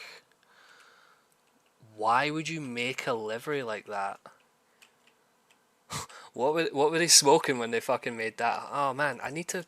How do you rotate the fucking camera? Fuck. Where's the controls? Right click. No, right click just gives you the fucking exit. Arrow keys don't do anything. Just turning the wheel doesn't do anything. Is it number pad arrow keys? No. Hold middle mouse. Scroll wheel just zooms in and out. Dude. Fuck's sake, hold on. Forza Motorsport 2023 rotate camera photo mode. How do you do it? That's for tilt the camera on PC mode. R and T. What? No. Fuck's sake. How do you rotate? This is all for Forza Horizon, man. Fuck off.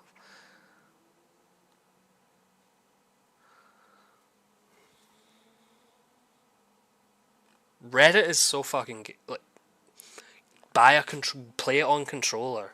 That's not an answer. Like, how do you rotate the fucking camera in Forza Motorsport?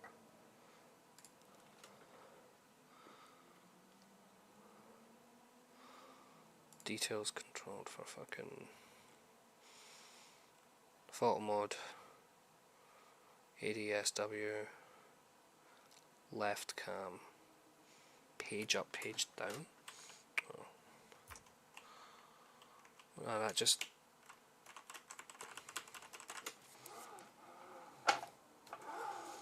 turning the wheel down. You know what? Yeah, page it up just does it that, like...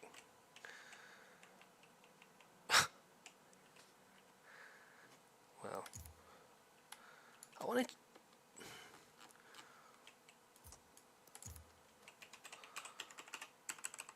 Why can you not fucking control, left control, right control, dot, brackets? No.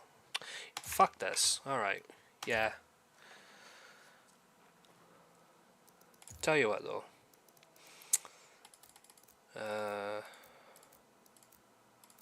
Controller, advanced controller, keyboard. Switch camera, quick hatch. None of this is to do with the photo mode. What's this? None. What a fucking Alright, fuck it.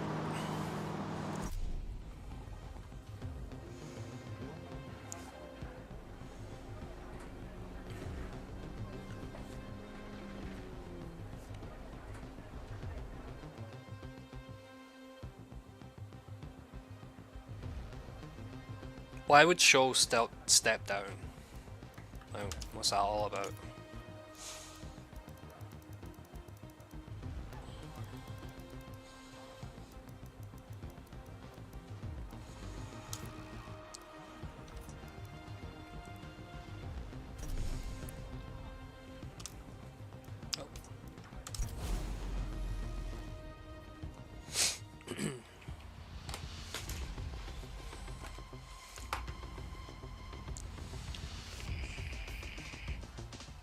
Oh, there he is.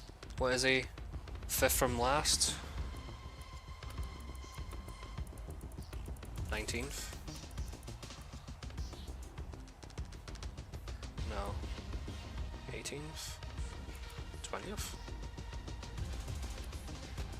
The fuck is he? I want to see your car, man. Alright, fuck it. Whatever. Edge, streaming racism. Yes. We are streaming not so high quality racism, but it's still racism, nonetheless. Why is this a rolling start? Guess it's because it's a short circuit.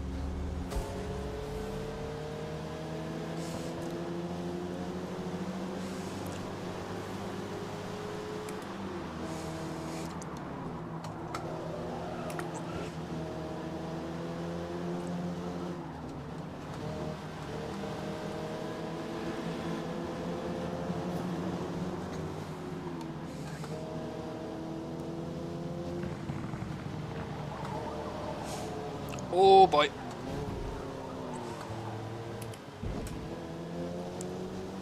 Okay, survived.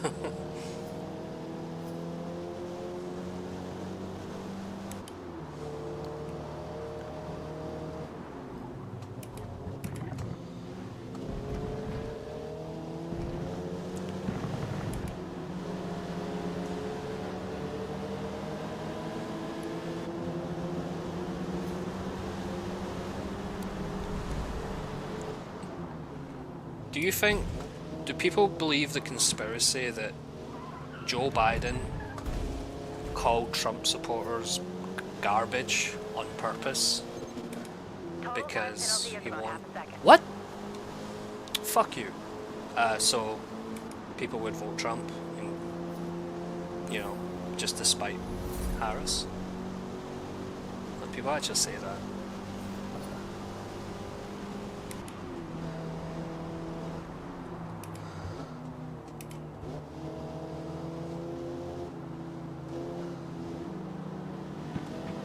LUFC, Leeds United FC, really? Fucking hell.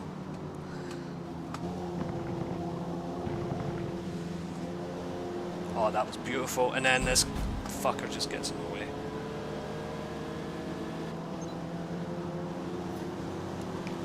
Speed up.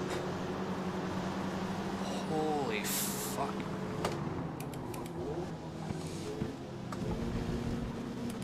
Oh, I did not mean to shift down one. What? Penalty is about a second.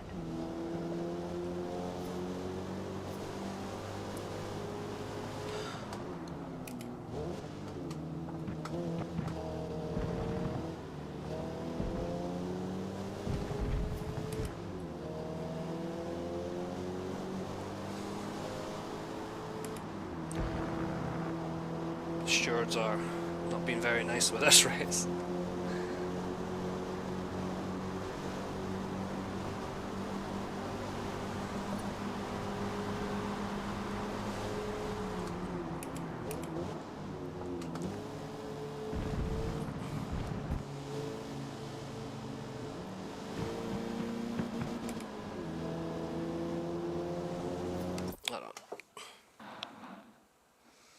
Biden is clearly salty that Harris performed a coup. Alright. I mean, the guy was fucking, he was fucking losing it. Right? I mean, you remember the fucking TV debate with Trump.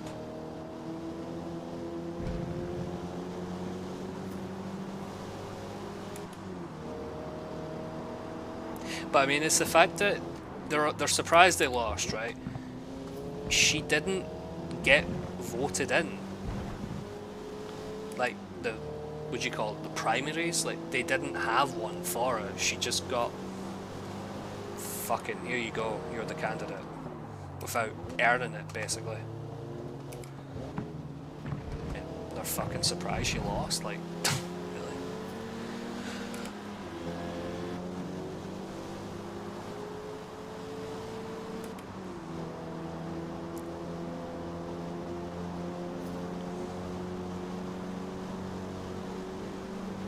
I mean, yeah, they were going to lose with Biden, especially the state he was in, you know. Uh-oh. Everyone seems to have these wide...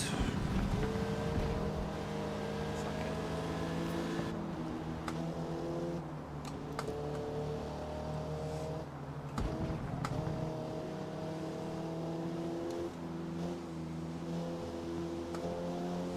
Oh, hold on. My chat.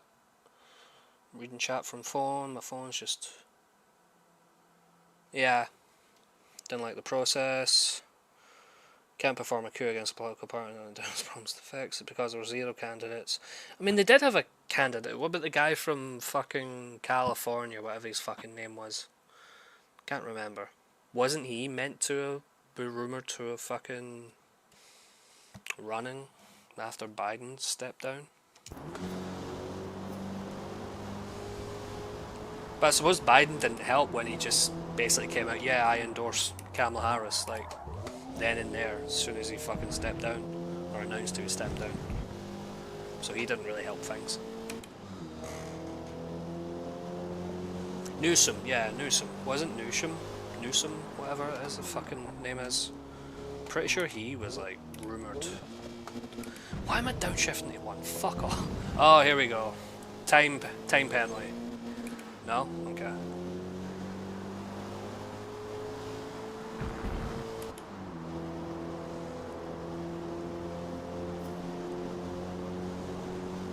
Anyone from Cali is the non-starter? Really? Wasn't fucking Ronald Reagan from California? If my history is right, wasn't Ronald Reagan from California? Or am I wrong? Was he from somewhere else?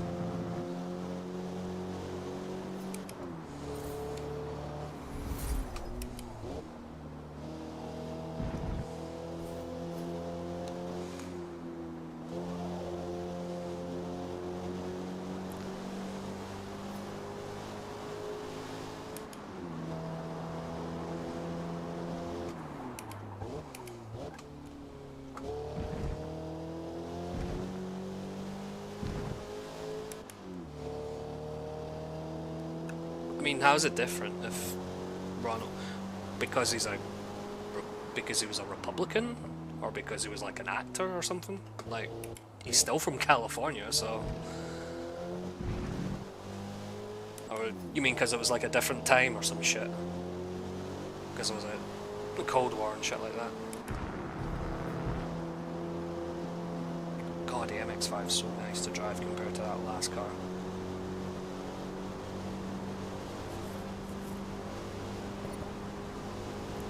Oh, sorry, American audience watching the Miata, as you guys call it. But we just call them... In fact, I think the Japanese call them something else as well. We call them MX-5s. Like, simple as.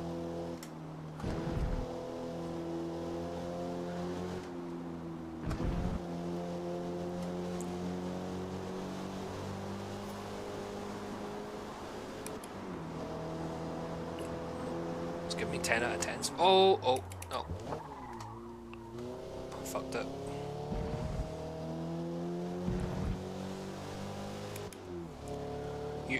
Uranus, yeah, something like that. Keep going. Keep reading chat. Fucking up. Oh, that was too early.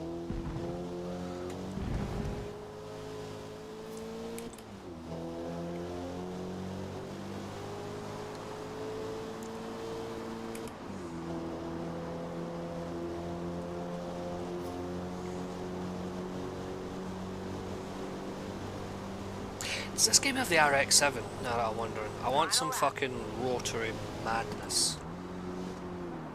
Get some rotaries. Shit. I wonder if the RX-7's in this game.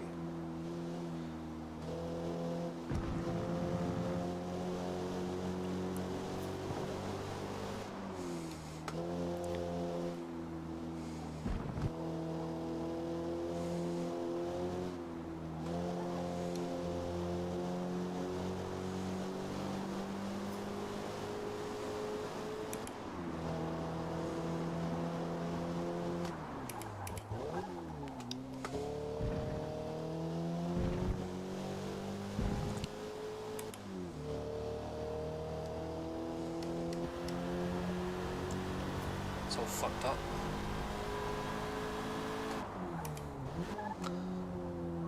Oh, this is weird driving in this. Oh no, I can't do it. No.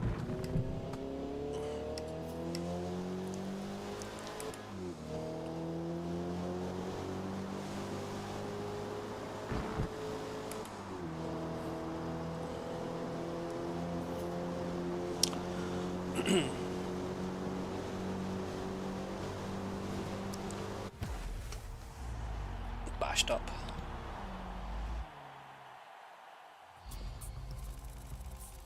Great work.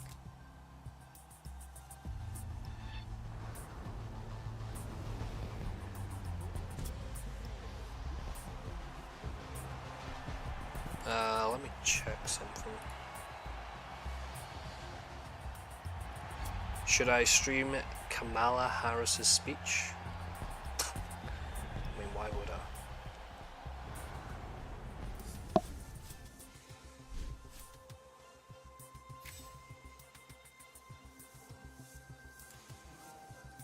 Okay, we've been bringing you those live pictures again from Howard University, where Kamala Harris is expected to speak shortly. Our correspondent Samira Hussein is there for us. Let's go to her now.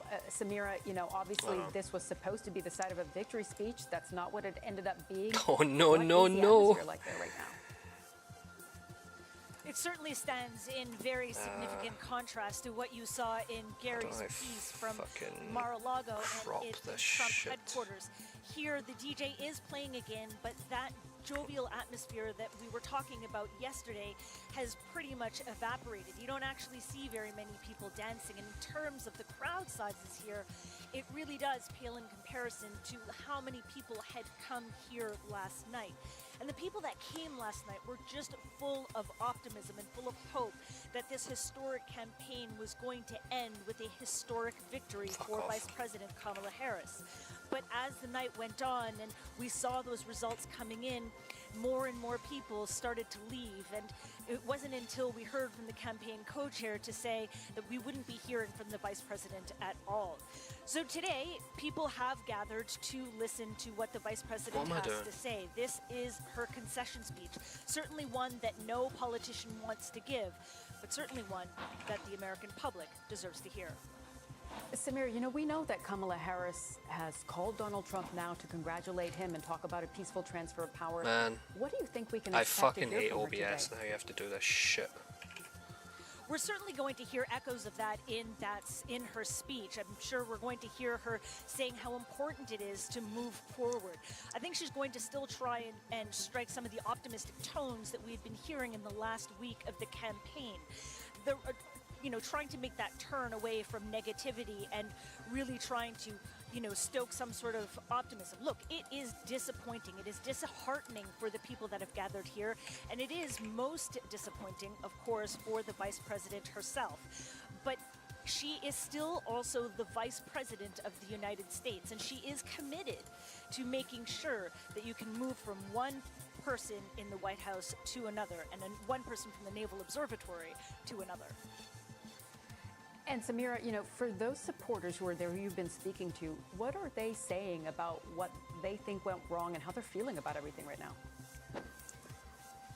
I think there's quite a lot of shock. There's disappointment. I mean, there was even one woman who was wearing dark sunglasses. And, when asked why she was wearing those dark sunglasses, she said, "I have just been crying for so long. I just don't want people to see me cry anymore." I spoke to one man who That should be talked fine, about right? just how disappointing this loss Wait, does that even will be work? for Is it the frozen? world, that there's Hold going to be Control so or many Alt when different you drag the crop. geopolitical ramifications Really? because of a Republican presidency. I think people here were really hoping for some Is sort of the historic video win, or at least frozen? not the resounding defeat that we saw here last night. Okay, so Like the news video? At Howard University here in Washington, D.C., where we are expecting to hear from Vice President Harris after conceding defeat to Donald Trump. We're going to keep a close eye on that podium and, of course, listen in as soon as we see Kamala Harris take the stage. In the meantime, let's speak to Amanda Renteria, National Political Director for Hillary Clinton's 2016 presidential campaign. And Amanda, with the caveat that if we see Kamala Harris come out on stage, we will, of course, go straight to that. But just wondering what you think we will hear from Kamala Harris. Of course, conceding defeat and talking about the path forward. But what do you think the core of this message is going to be? I think one of the pieces she will be talking about and has talked throughout the campaign is really her vision for the country, the promise of America, and how that fight continues forward. But also, I think she's going to have a lot to say about the progress that she as a candidate, the people who have come together, have really made. Because at the end of the day, you know, this new... Is it frozen or not? Now needs to govern the entire country. And I think part of the message here is we all need to be a part of it. Even her supporters who voted for her I think it now is. need to find their place and play an active role to make sure that America continues to be a country What happened that to the really looks crop out for everyone. filters? And so this is a tough day for any campaign, and particularly for her to come out a figure who would have been a historical win. This is a message where you need to give hope to folks who have believed in that. So if I do and that, at the same time, give so if I go back into the game, it's gonna. Is it because I'm in full screen in the game? Amanda, I have to ask. I think it freezes it when I'm in full. Director for Hillary Clinton's 2016 presidential campaign. How just much continue. last night We'll try and do. felt familiar to you? Quite a lot of it, right? Borderless so window. Right? Yeah, borderless window. There were a couple Hold of on, differences, hold on. and I think the big one, of course, is the Latino I don't fucking population stream that often, and what alright? Hispanics did in this campaign. I'll say that deserves a heck of a lot more time by both parties to really dig in and understand what happened here in the Latino community and how to really understand that they are a strong community. I think for too long people have believed otherwise. But overall, this was a tough reckoning, particularly for women and people of color across the country. Not just for the presidential race, but we see the Republicans have taken the Senate, possibly the House. I mean, we talk about this autopsy afterwards, and Amanda, we are still waiting to see if Kamala Harris will take the stage. But of course, this will be dissected for the coming weeks and months. Every time I go into the game, it just freezes what the. What do you think is going to be necessary for Democrats to move forward and overhaul what went wrong in this campaign? All right, so you know what? I think we've really got to take some stock about what people think of the brand. We're just gonna have audio, Party. I guess. It's clear that people do not see the Democratic Party as for the little guy or the hardworking families. Yeah, we're just gonna have audio. And that's got to change as we move forward. And it can this change game's a bit because fucked. the policies that Democrats have supported now for a very long time have been about the working class, but our messaging and ability to connect those policies and the implementation. You have a license? I think so. Folks on the ground. I mean, I don't deal with it. For a very long time it's now. my girlfriend. She deals with the TV license stuff. I think so. When did that change, do you think? You know, I think it really started with hope and change and thinking when Obama came in, this idea of hope and change, that people were just going to believe that happened. And I think our first big lesson was when we did not sell healthcare. DRM, you know, it could actually. That's a good shout, actually. And we've got now the habit of that. But that should I think it's something to do with the game. I'll tell you what, though. We still haven't figured out how to get communication right. This is going to fucking upset some people, but let's find a YouTube stream. Election. Just election.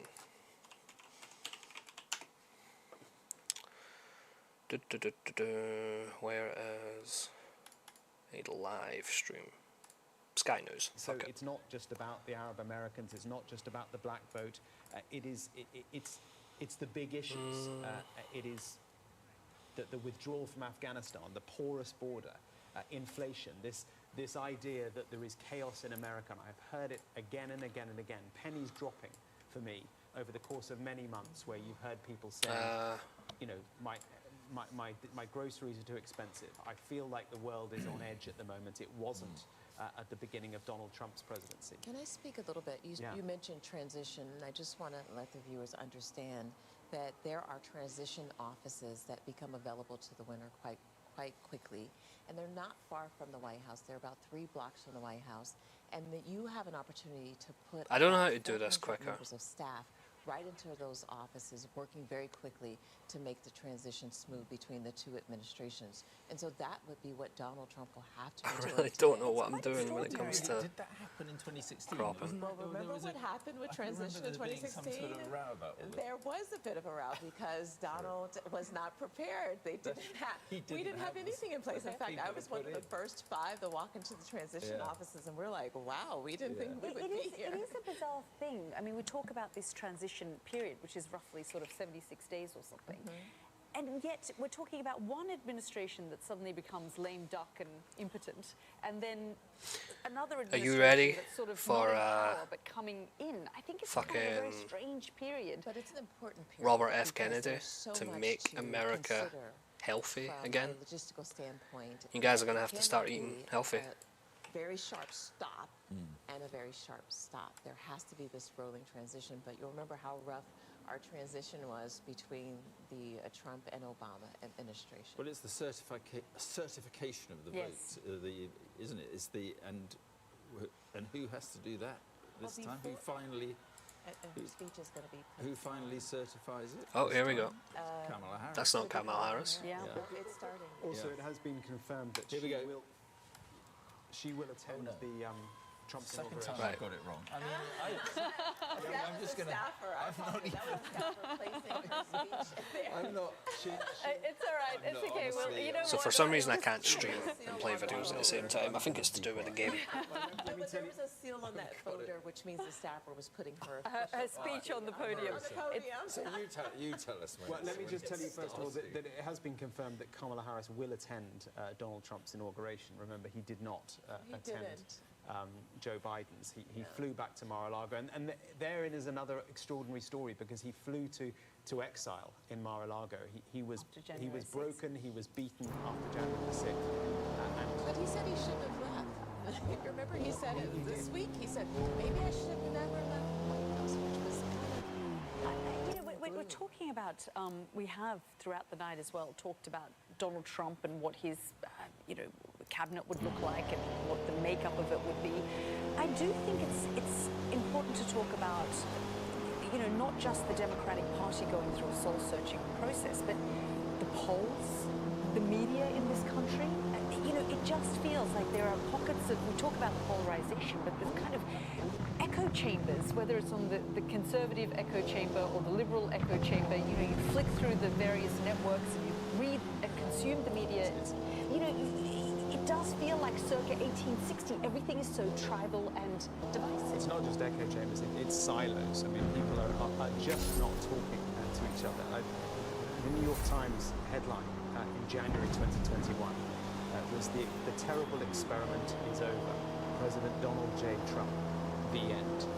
I mean, how wrong were they? Yeah, they were wrong because just in, would you say 76 days, there will be the inauguration, and here's the shocking thing. We just had Martin Luther King III here. It will be on his brother's birthday that Donald Trump will be sworn in as the 47th president.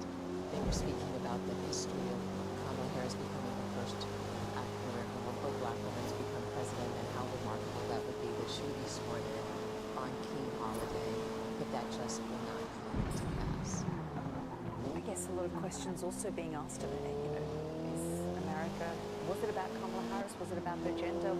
Was it just that she just didn't resonate? And Donald Trump is a much more charismatic and powerful politician and someone who, has a huge presence in this country now. Well, I think Donald did every single thing wrong for a traditional politician.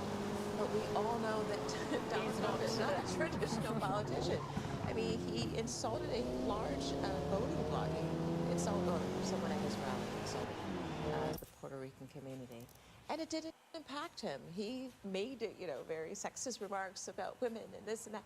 None of that had any kind of... Sorry. No, go ahead, please. I was going to say, but in the echo chambers that Yalda, you were just talking about, it did have an impact. There was outrage. I remember our colleague James Matthews was interviewed some Puerto Ricans the day after that Madison Square Garden rally in New York. They weren't bothered. And yet the echo chamber suggested, of course I'm sure many were insulted by that, but clearly not enough to sway anything. Donald Trump, Teflon Don, got away with it. What happened to, they go low, we go high? That was Michelle Obama in the previous Trump administration, wasn't it? And this time they went low. And then the Kamala Harris campaign switched to this whole fascist, unhinged, unstable. It became more about low, and then the Democrats went lower. There was no we go high. But I have to say that I was a little surprised at some of the approach that they took, I think, going toe-to-toe with him, because you cannot slime Donald Trump. Like, he will go as low in the gutter as he needs to go. But this is really hard. I have to concede to you all that this is hard watching this, just as a black woman, but as a graduate in HBCU. I wanted so bad for her to have this moment, and it just isn't going to pass. Will she get another chance? Yes, listen, after surviving the Trump years and the Trump administration and everybody telling us that he would never be president, and then hearing everyone say for the last 4 years he would never be president yet again, never say never in American politics. That's the lesson I think she would have learned a lot from this campaign. She certainly. A short campaign, but my word, I mean, what an extraordinary campaign. Impactful campaign, consequential, even though it wasn't victorious. But as they work out what went wrong, I wonder whether there was so much focus on whether Donald Trump was too right-wing, and actually the question should have been, is Kamala Harris too left-wing for what is fundamentally a conservative country? Did she get pushed to the left because she had to differentiate herself from Joe Biden? I think she tried to tack to the center. When she was a senator, she was voted, on her voting record, she was the most left-wing liberal politician in that building. Yeah, I guess also questions around how she, we talk about what an impactful campaign she had. She raised $1 billion, tens of thousands of volunteers very quickly. Within 24 hours, records were broken. And yet there were a lot of questions about whether America was getting to know her and whether she was able to help America understand who she was. And there was this flurry of interviews that she did. But she did spend a lot of time talking about Donald Trump rather than talking about what kind of policies that she would put in place. Well, her press strategy, I would characterize it as too little too late. She did not take an advantage of getting out there and really defining who she was and what she was about, defining the 3 pillars of her campaign, which I believe are essential to be successful. And she missed an opportunity. And then, as you said, she waited and did just 1 week of complete and total press coverage, but it wasn't enough for Americans to really intimately know her. And as you said, it was a very short campaign, and people really wanted to know where she stood on key issues that impacted them at the pocket and at the kitchen table. We're now waiting for Kamala Harris to arrive and give this concession speech. As we were saying earlier, it was supposed to be where the victory party was going to be held, and her supporters late last night were told to go home, that she would address them in the morning. Perhaps they knew that this would be the outcome, perhaps they didn't. Pennsylvania hadn't been called at that stage, although Fox News jumped the gun. We were still doing our data and tabulation. Let's bring in our Martha Kellner, who is there for us. Martha, you've been talking all night about the mood there, but just give us a sense of how people are feeling there right now. Yeah, I think incredibly despondent. I think we can now just see Tim Walz, Kamala Harris's running mate, and his wife Gwen have just arrived here. I think they're just out of shot at the moment, but he's greeting supporters of Kamala Harris. Just buy the game, Seabaz. In the crowd, embracing some of her campaign. You can probably get it really cheap somewhere. He's surrounded by Secret Service agents. I imagine very shortly we'll see Kamala Harris. I can also see her niece Mina, who she's very close to indeed, her sister Maya, making their way into the crowd to watch this concession speech. They were full of hope yesterday, but that evaporated very quickly indeed over the course of just a few hours. You were saying there, did people know when they left last night that this was not going her way? Yes, I think if they really thought about it, I think they knew it was over. People were still saying they had hope. I think we can now hear from Kamala Harris. Because I can't fucking stream and play at the same time. This fucking... This full screen. Don't know how to work OBS. Give me a break.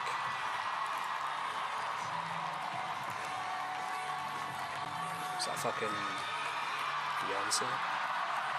Oh, shut up.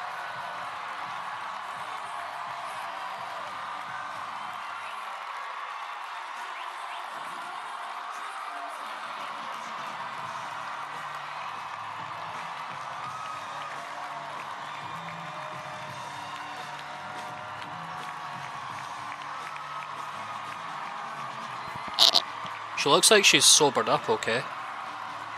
I wonder what they gave her to, you know, sober up. Good afternoon. Good afternoon. Good.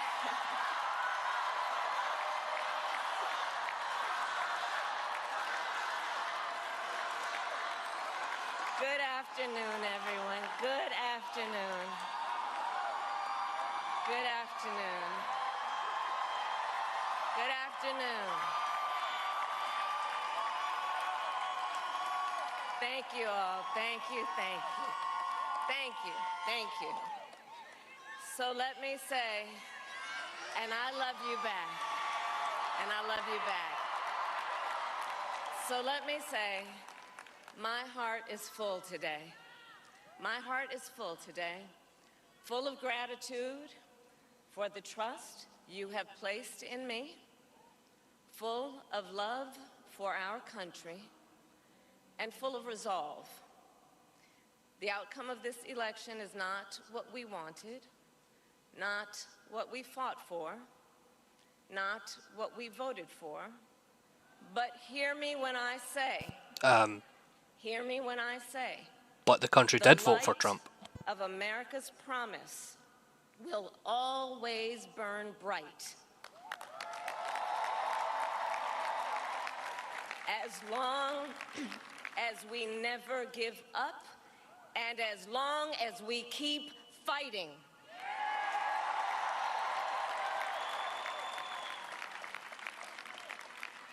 To my beloved Doug and our family, I love you so very much. To President Biden and Dr. Biden, thank you for your faith and support.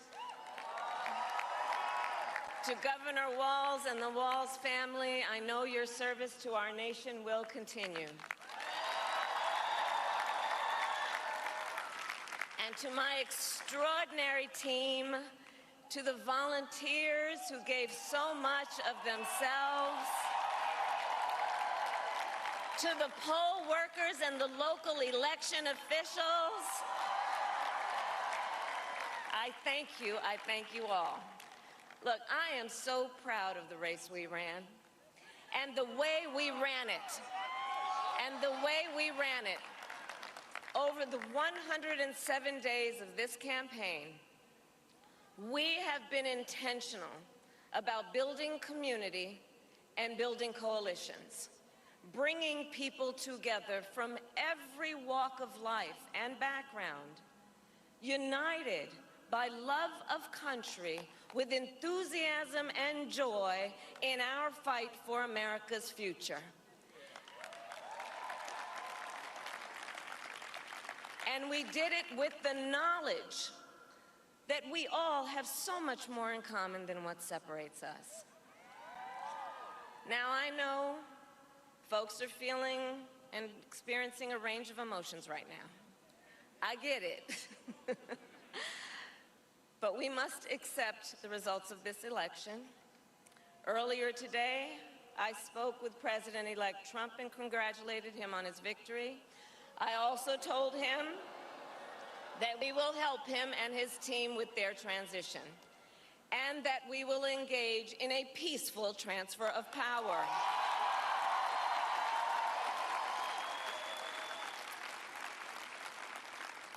A fundamental principle of American democracy is that when we lose an election, we accept the results.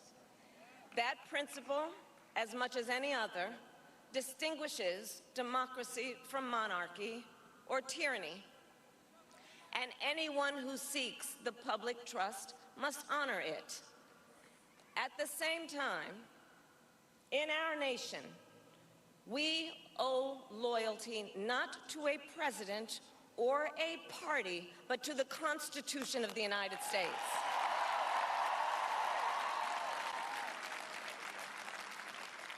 And loyalty to our conscience and to our God. My allegiance to all three is why I am here to say, while I concede this election, I do not concede the fight that fueled this campaign.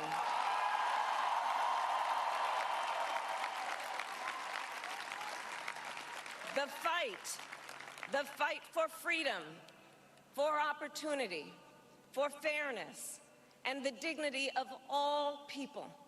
A fight for the ideals at the heart of our nation, the ideals that reflect America at our best.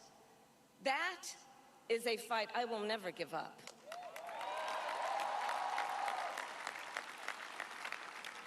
I will never give up the fight for a future where Americans can pursue their dreams, ambitions, and aspirations, where the women of America have the freedom to make decisions about their own body and not have their government telling them what to do. We will never give up the fight to protect our schools and our streets from gun violence.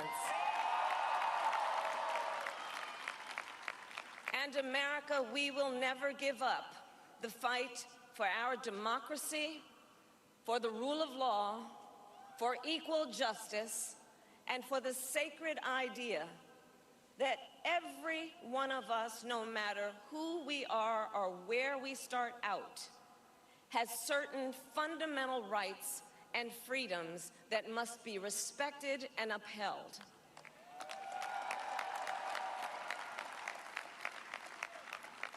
And we will continue to wage this fight in the voting booth, in the courts, and in the public square.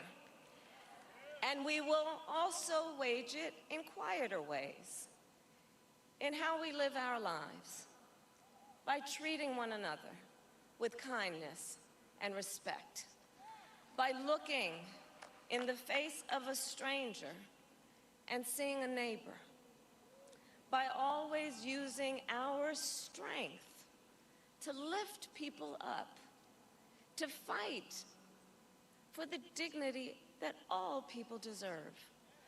The fight for our freedom will take hard work, but like I always say, we like hard work. Hard work is good work.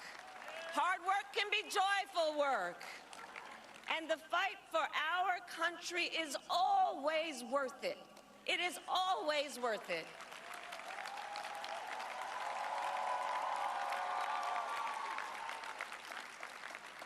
To the young people who are watching, it is, I love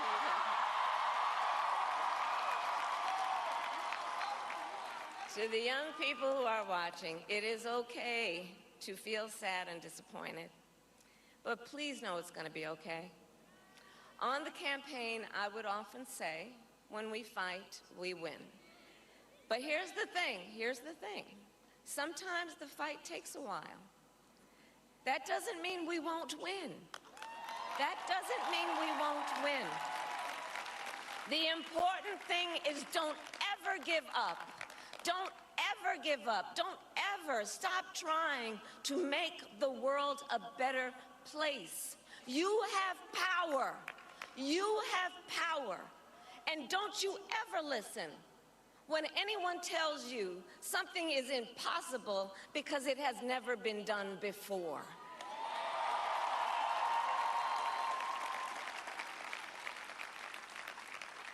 You have the capacity to do extraordinary good in the world.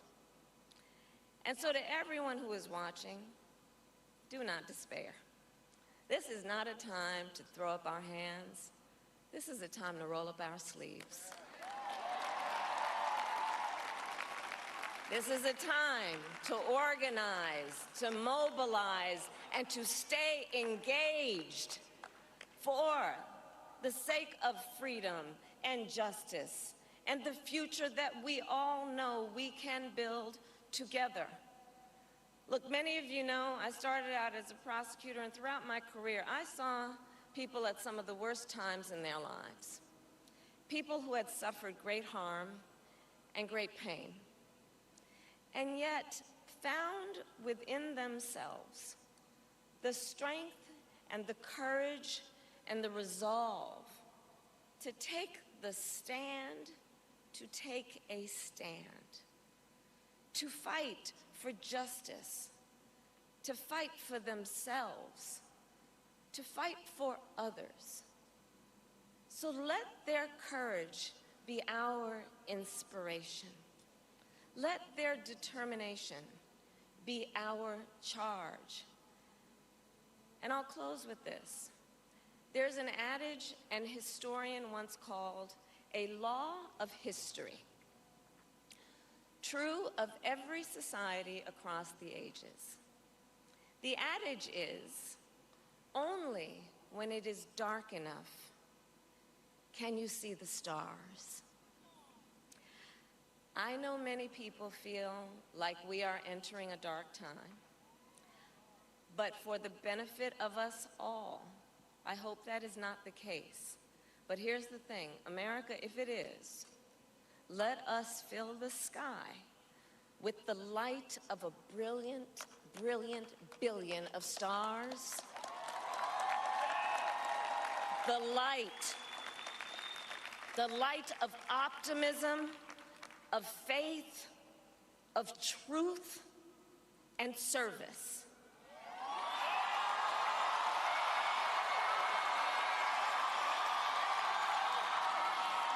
HU. And may that work guide us, even in the face of setbacks, toward the extraordinary promise of the United States of America. I thank you all. May God bless you, and may God bless the United States of America. I thank you all. Yeah, did she say the J word?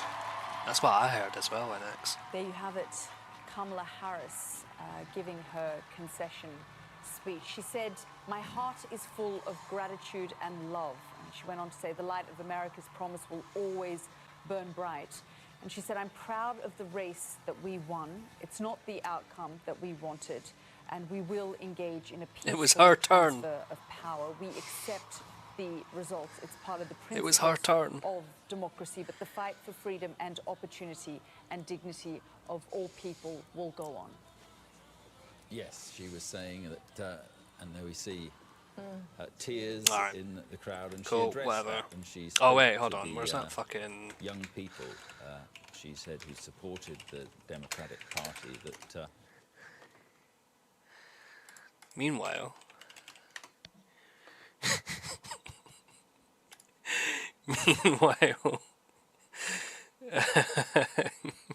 That's fucking video. David, I mean, I know you're a sophisticated guy. The world is a mess. The world is as angry as it gets. Well, you think this is going to cause a little more anger? The world is an angry place.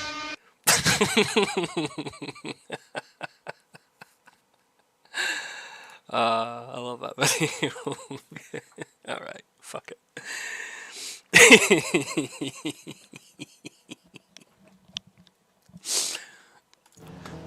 So based.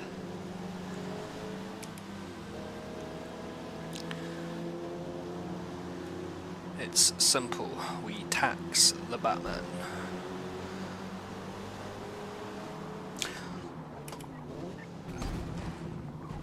So I got rammed off the track. What does Forza think about? Oh, no penalty. Wow, okay.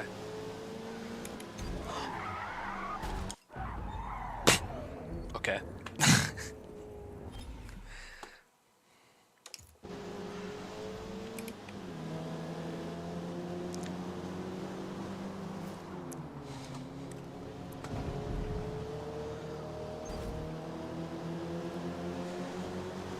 So, I mean, that speech was, I don't know. I thought there would be more salt, but that was kind of a waste of time then, wasn't it? Kind of disappointed with that one. Oh well.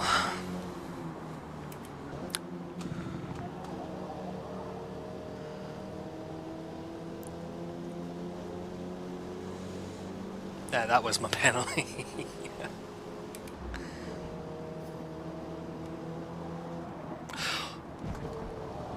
Oh, oh.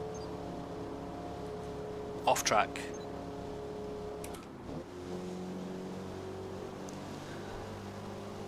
Swear to God if it was going to penalise me for that.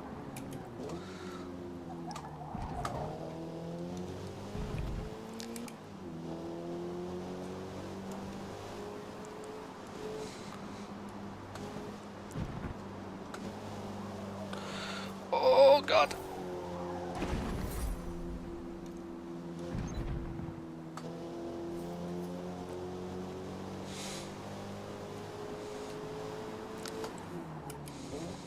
Who the fuck cries over a speech?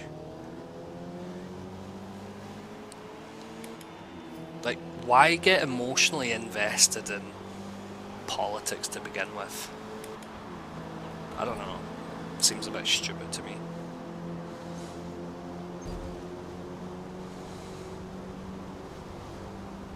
Like, who fucking cares?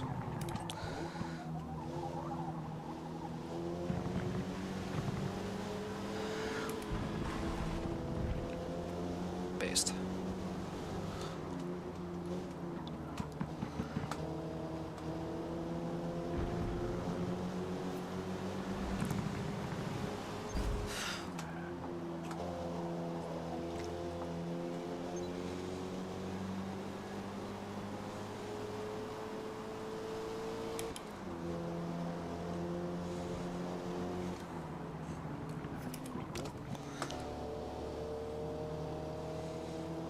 I wonder what will happen to the people that... Are there people still in jail for, like, January 6th? Like, what's going to happen to them? I wonder.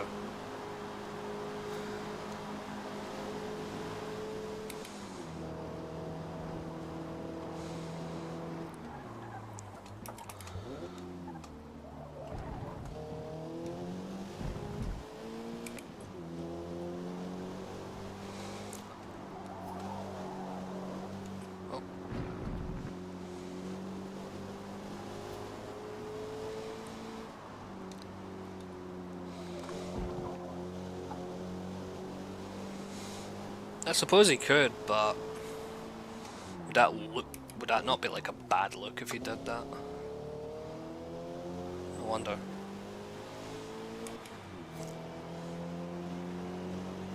The political prisoners of the previous regime. I mean, yeah, guess you could call them political. I mean, we're not much better, Adam. We've got our own fucking political prisoners because some naughty words were said on Facebook. People were saying that the guy that stabbed the 3 little girls to death in Southport was a Muslim, and this was before it was known that he had fucking downloaded a manual from Al Qaeda, right? So they got lifted for fucking inflammatory comments on social media. They got jail time for it. Then it was only released a couple of weeks ago that, oh, this guy actually downloaded a manual, a terrorist training manual published by Al Qaeda, but those people are still locked up. Oh, downshift. So, yeah, got our own fucking political prisoners.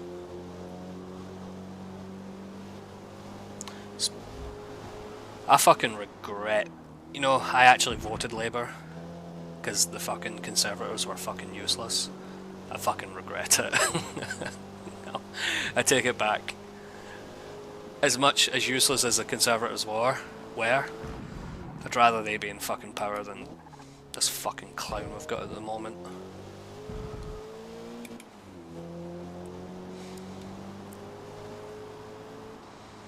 Yeah. Hold on, I need to do this.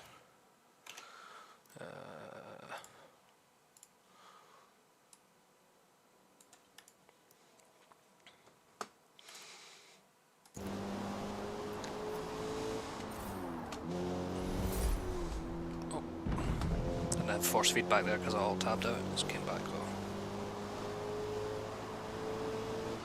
I wonder if someone's going to try to assassinate Trump. Oh, while he's president. Because obviously his security, like his Secret Service security shit, is going to just go up now. 3 to go. Like it can't, you know, not go down or anything like that. He's only just going to get more protection.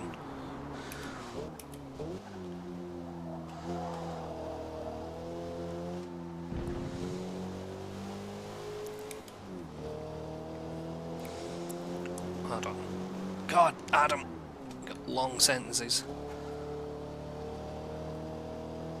Our government has a playbook for terrorist attacks that's actually discussed and designed to punish any speculation of the Muslim nature of the terrorists. Yeah. Yeah.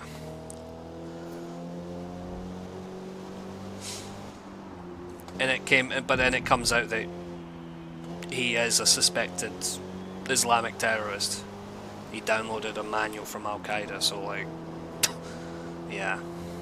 Oh, but it wasn't known at the time, so you shouldn't have said it. Like, who goes about stabbing 3 young girls to death? A fucking terrorist, so no wonder people jump to that conclusion.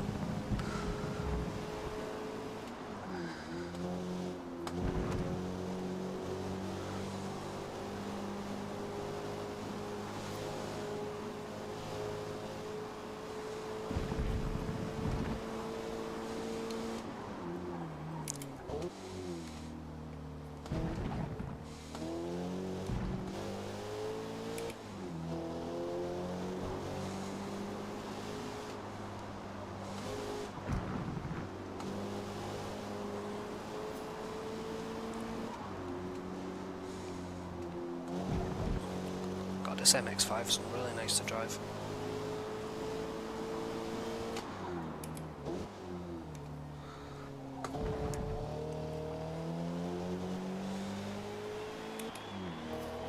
This isn't MP, no, this is career mode. It just puts real life people's gamer tags as like the names of the AI opponents. Some shit.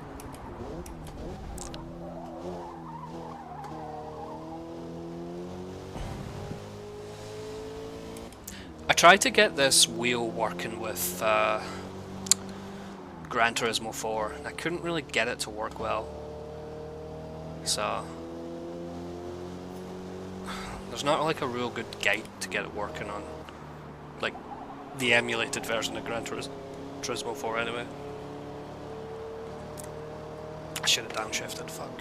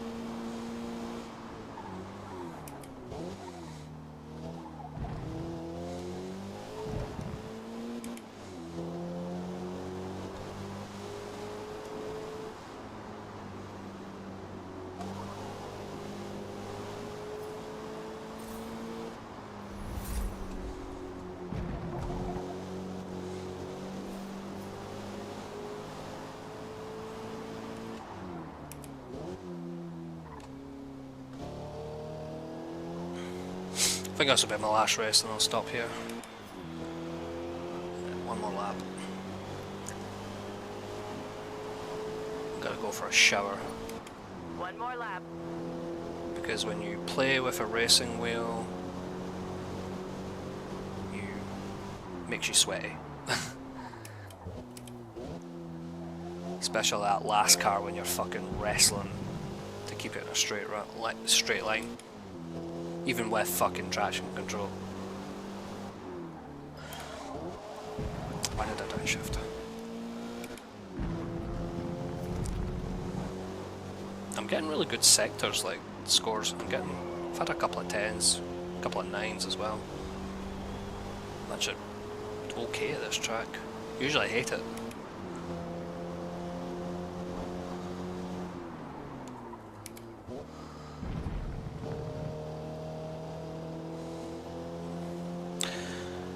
I wonder if there's a way to fine tune the difficulty though, because it is too easy, but if I knock it up it's going to be too hard.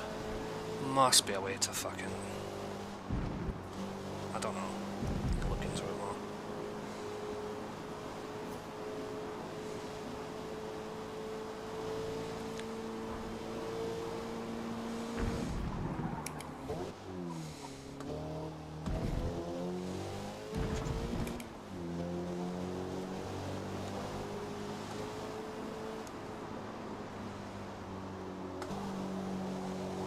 Oh.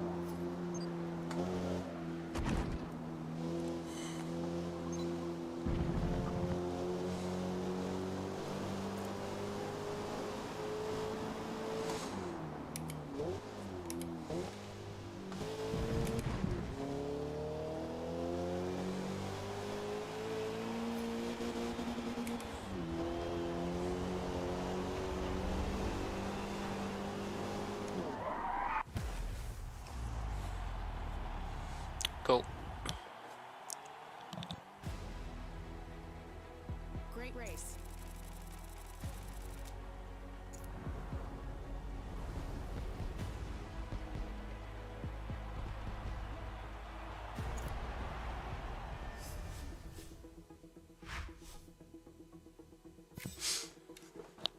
Alright.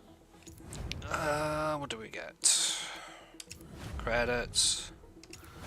Some suits. Eagle Rock Speedway. 8 laps. Okay.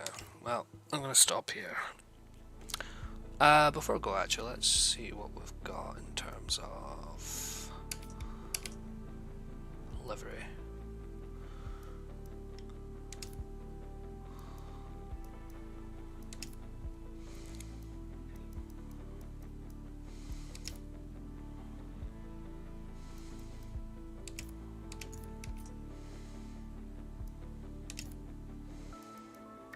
What do we have? Lightning McQueen, no. Classic Mazda, Red Bull, no. Some fucking weeb shit, no. Castro, Martini, weeb shit. 7-Up, Barbie, Red Bull, Diet Pepsi. Why would you drink Diet Pepsi? Absolutely disgusting. Taco Bell, hell yeah. Pokemon, Slowpoke, Cup livery. What if I search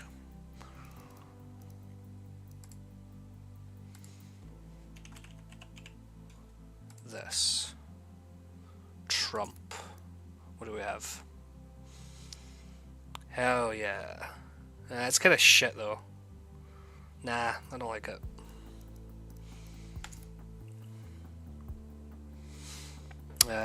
Fuck it, we'll just go with...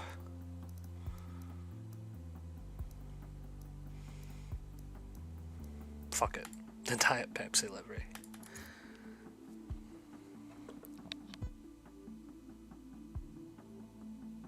Oh, Pepe, yeah. Oh, fuck. Alright, I'll go back.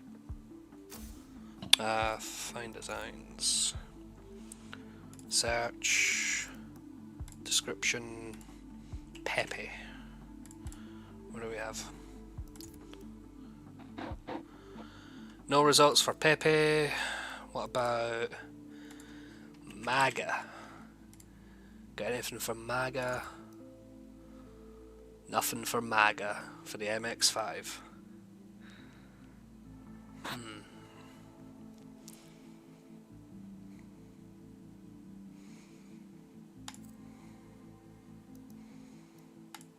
What about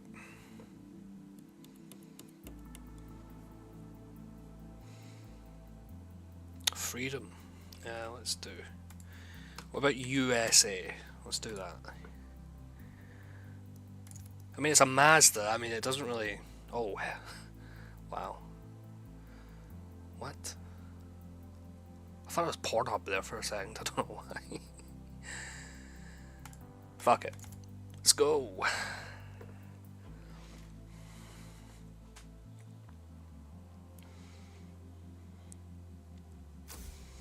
There we go.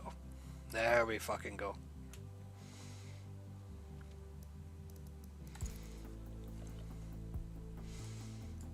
There we go.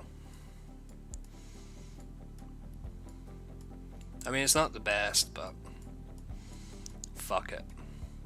USA, USA, USA. Hell yeah.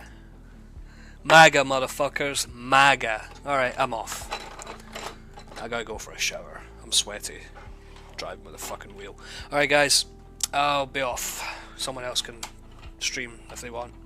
Let me know if someone wants to change the third back to fucking the normal stream or whatever, because I can switch it over. Alright.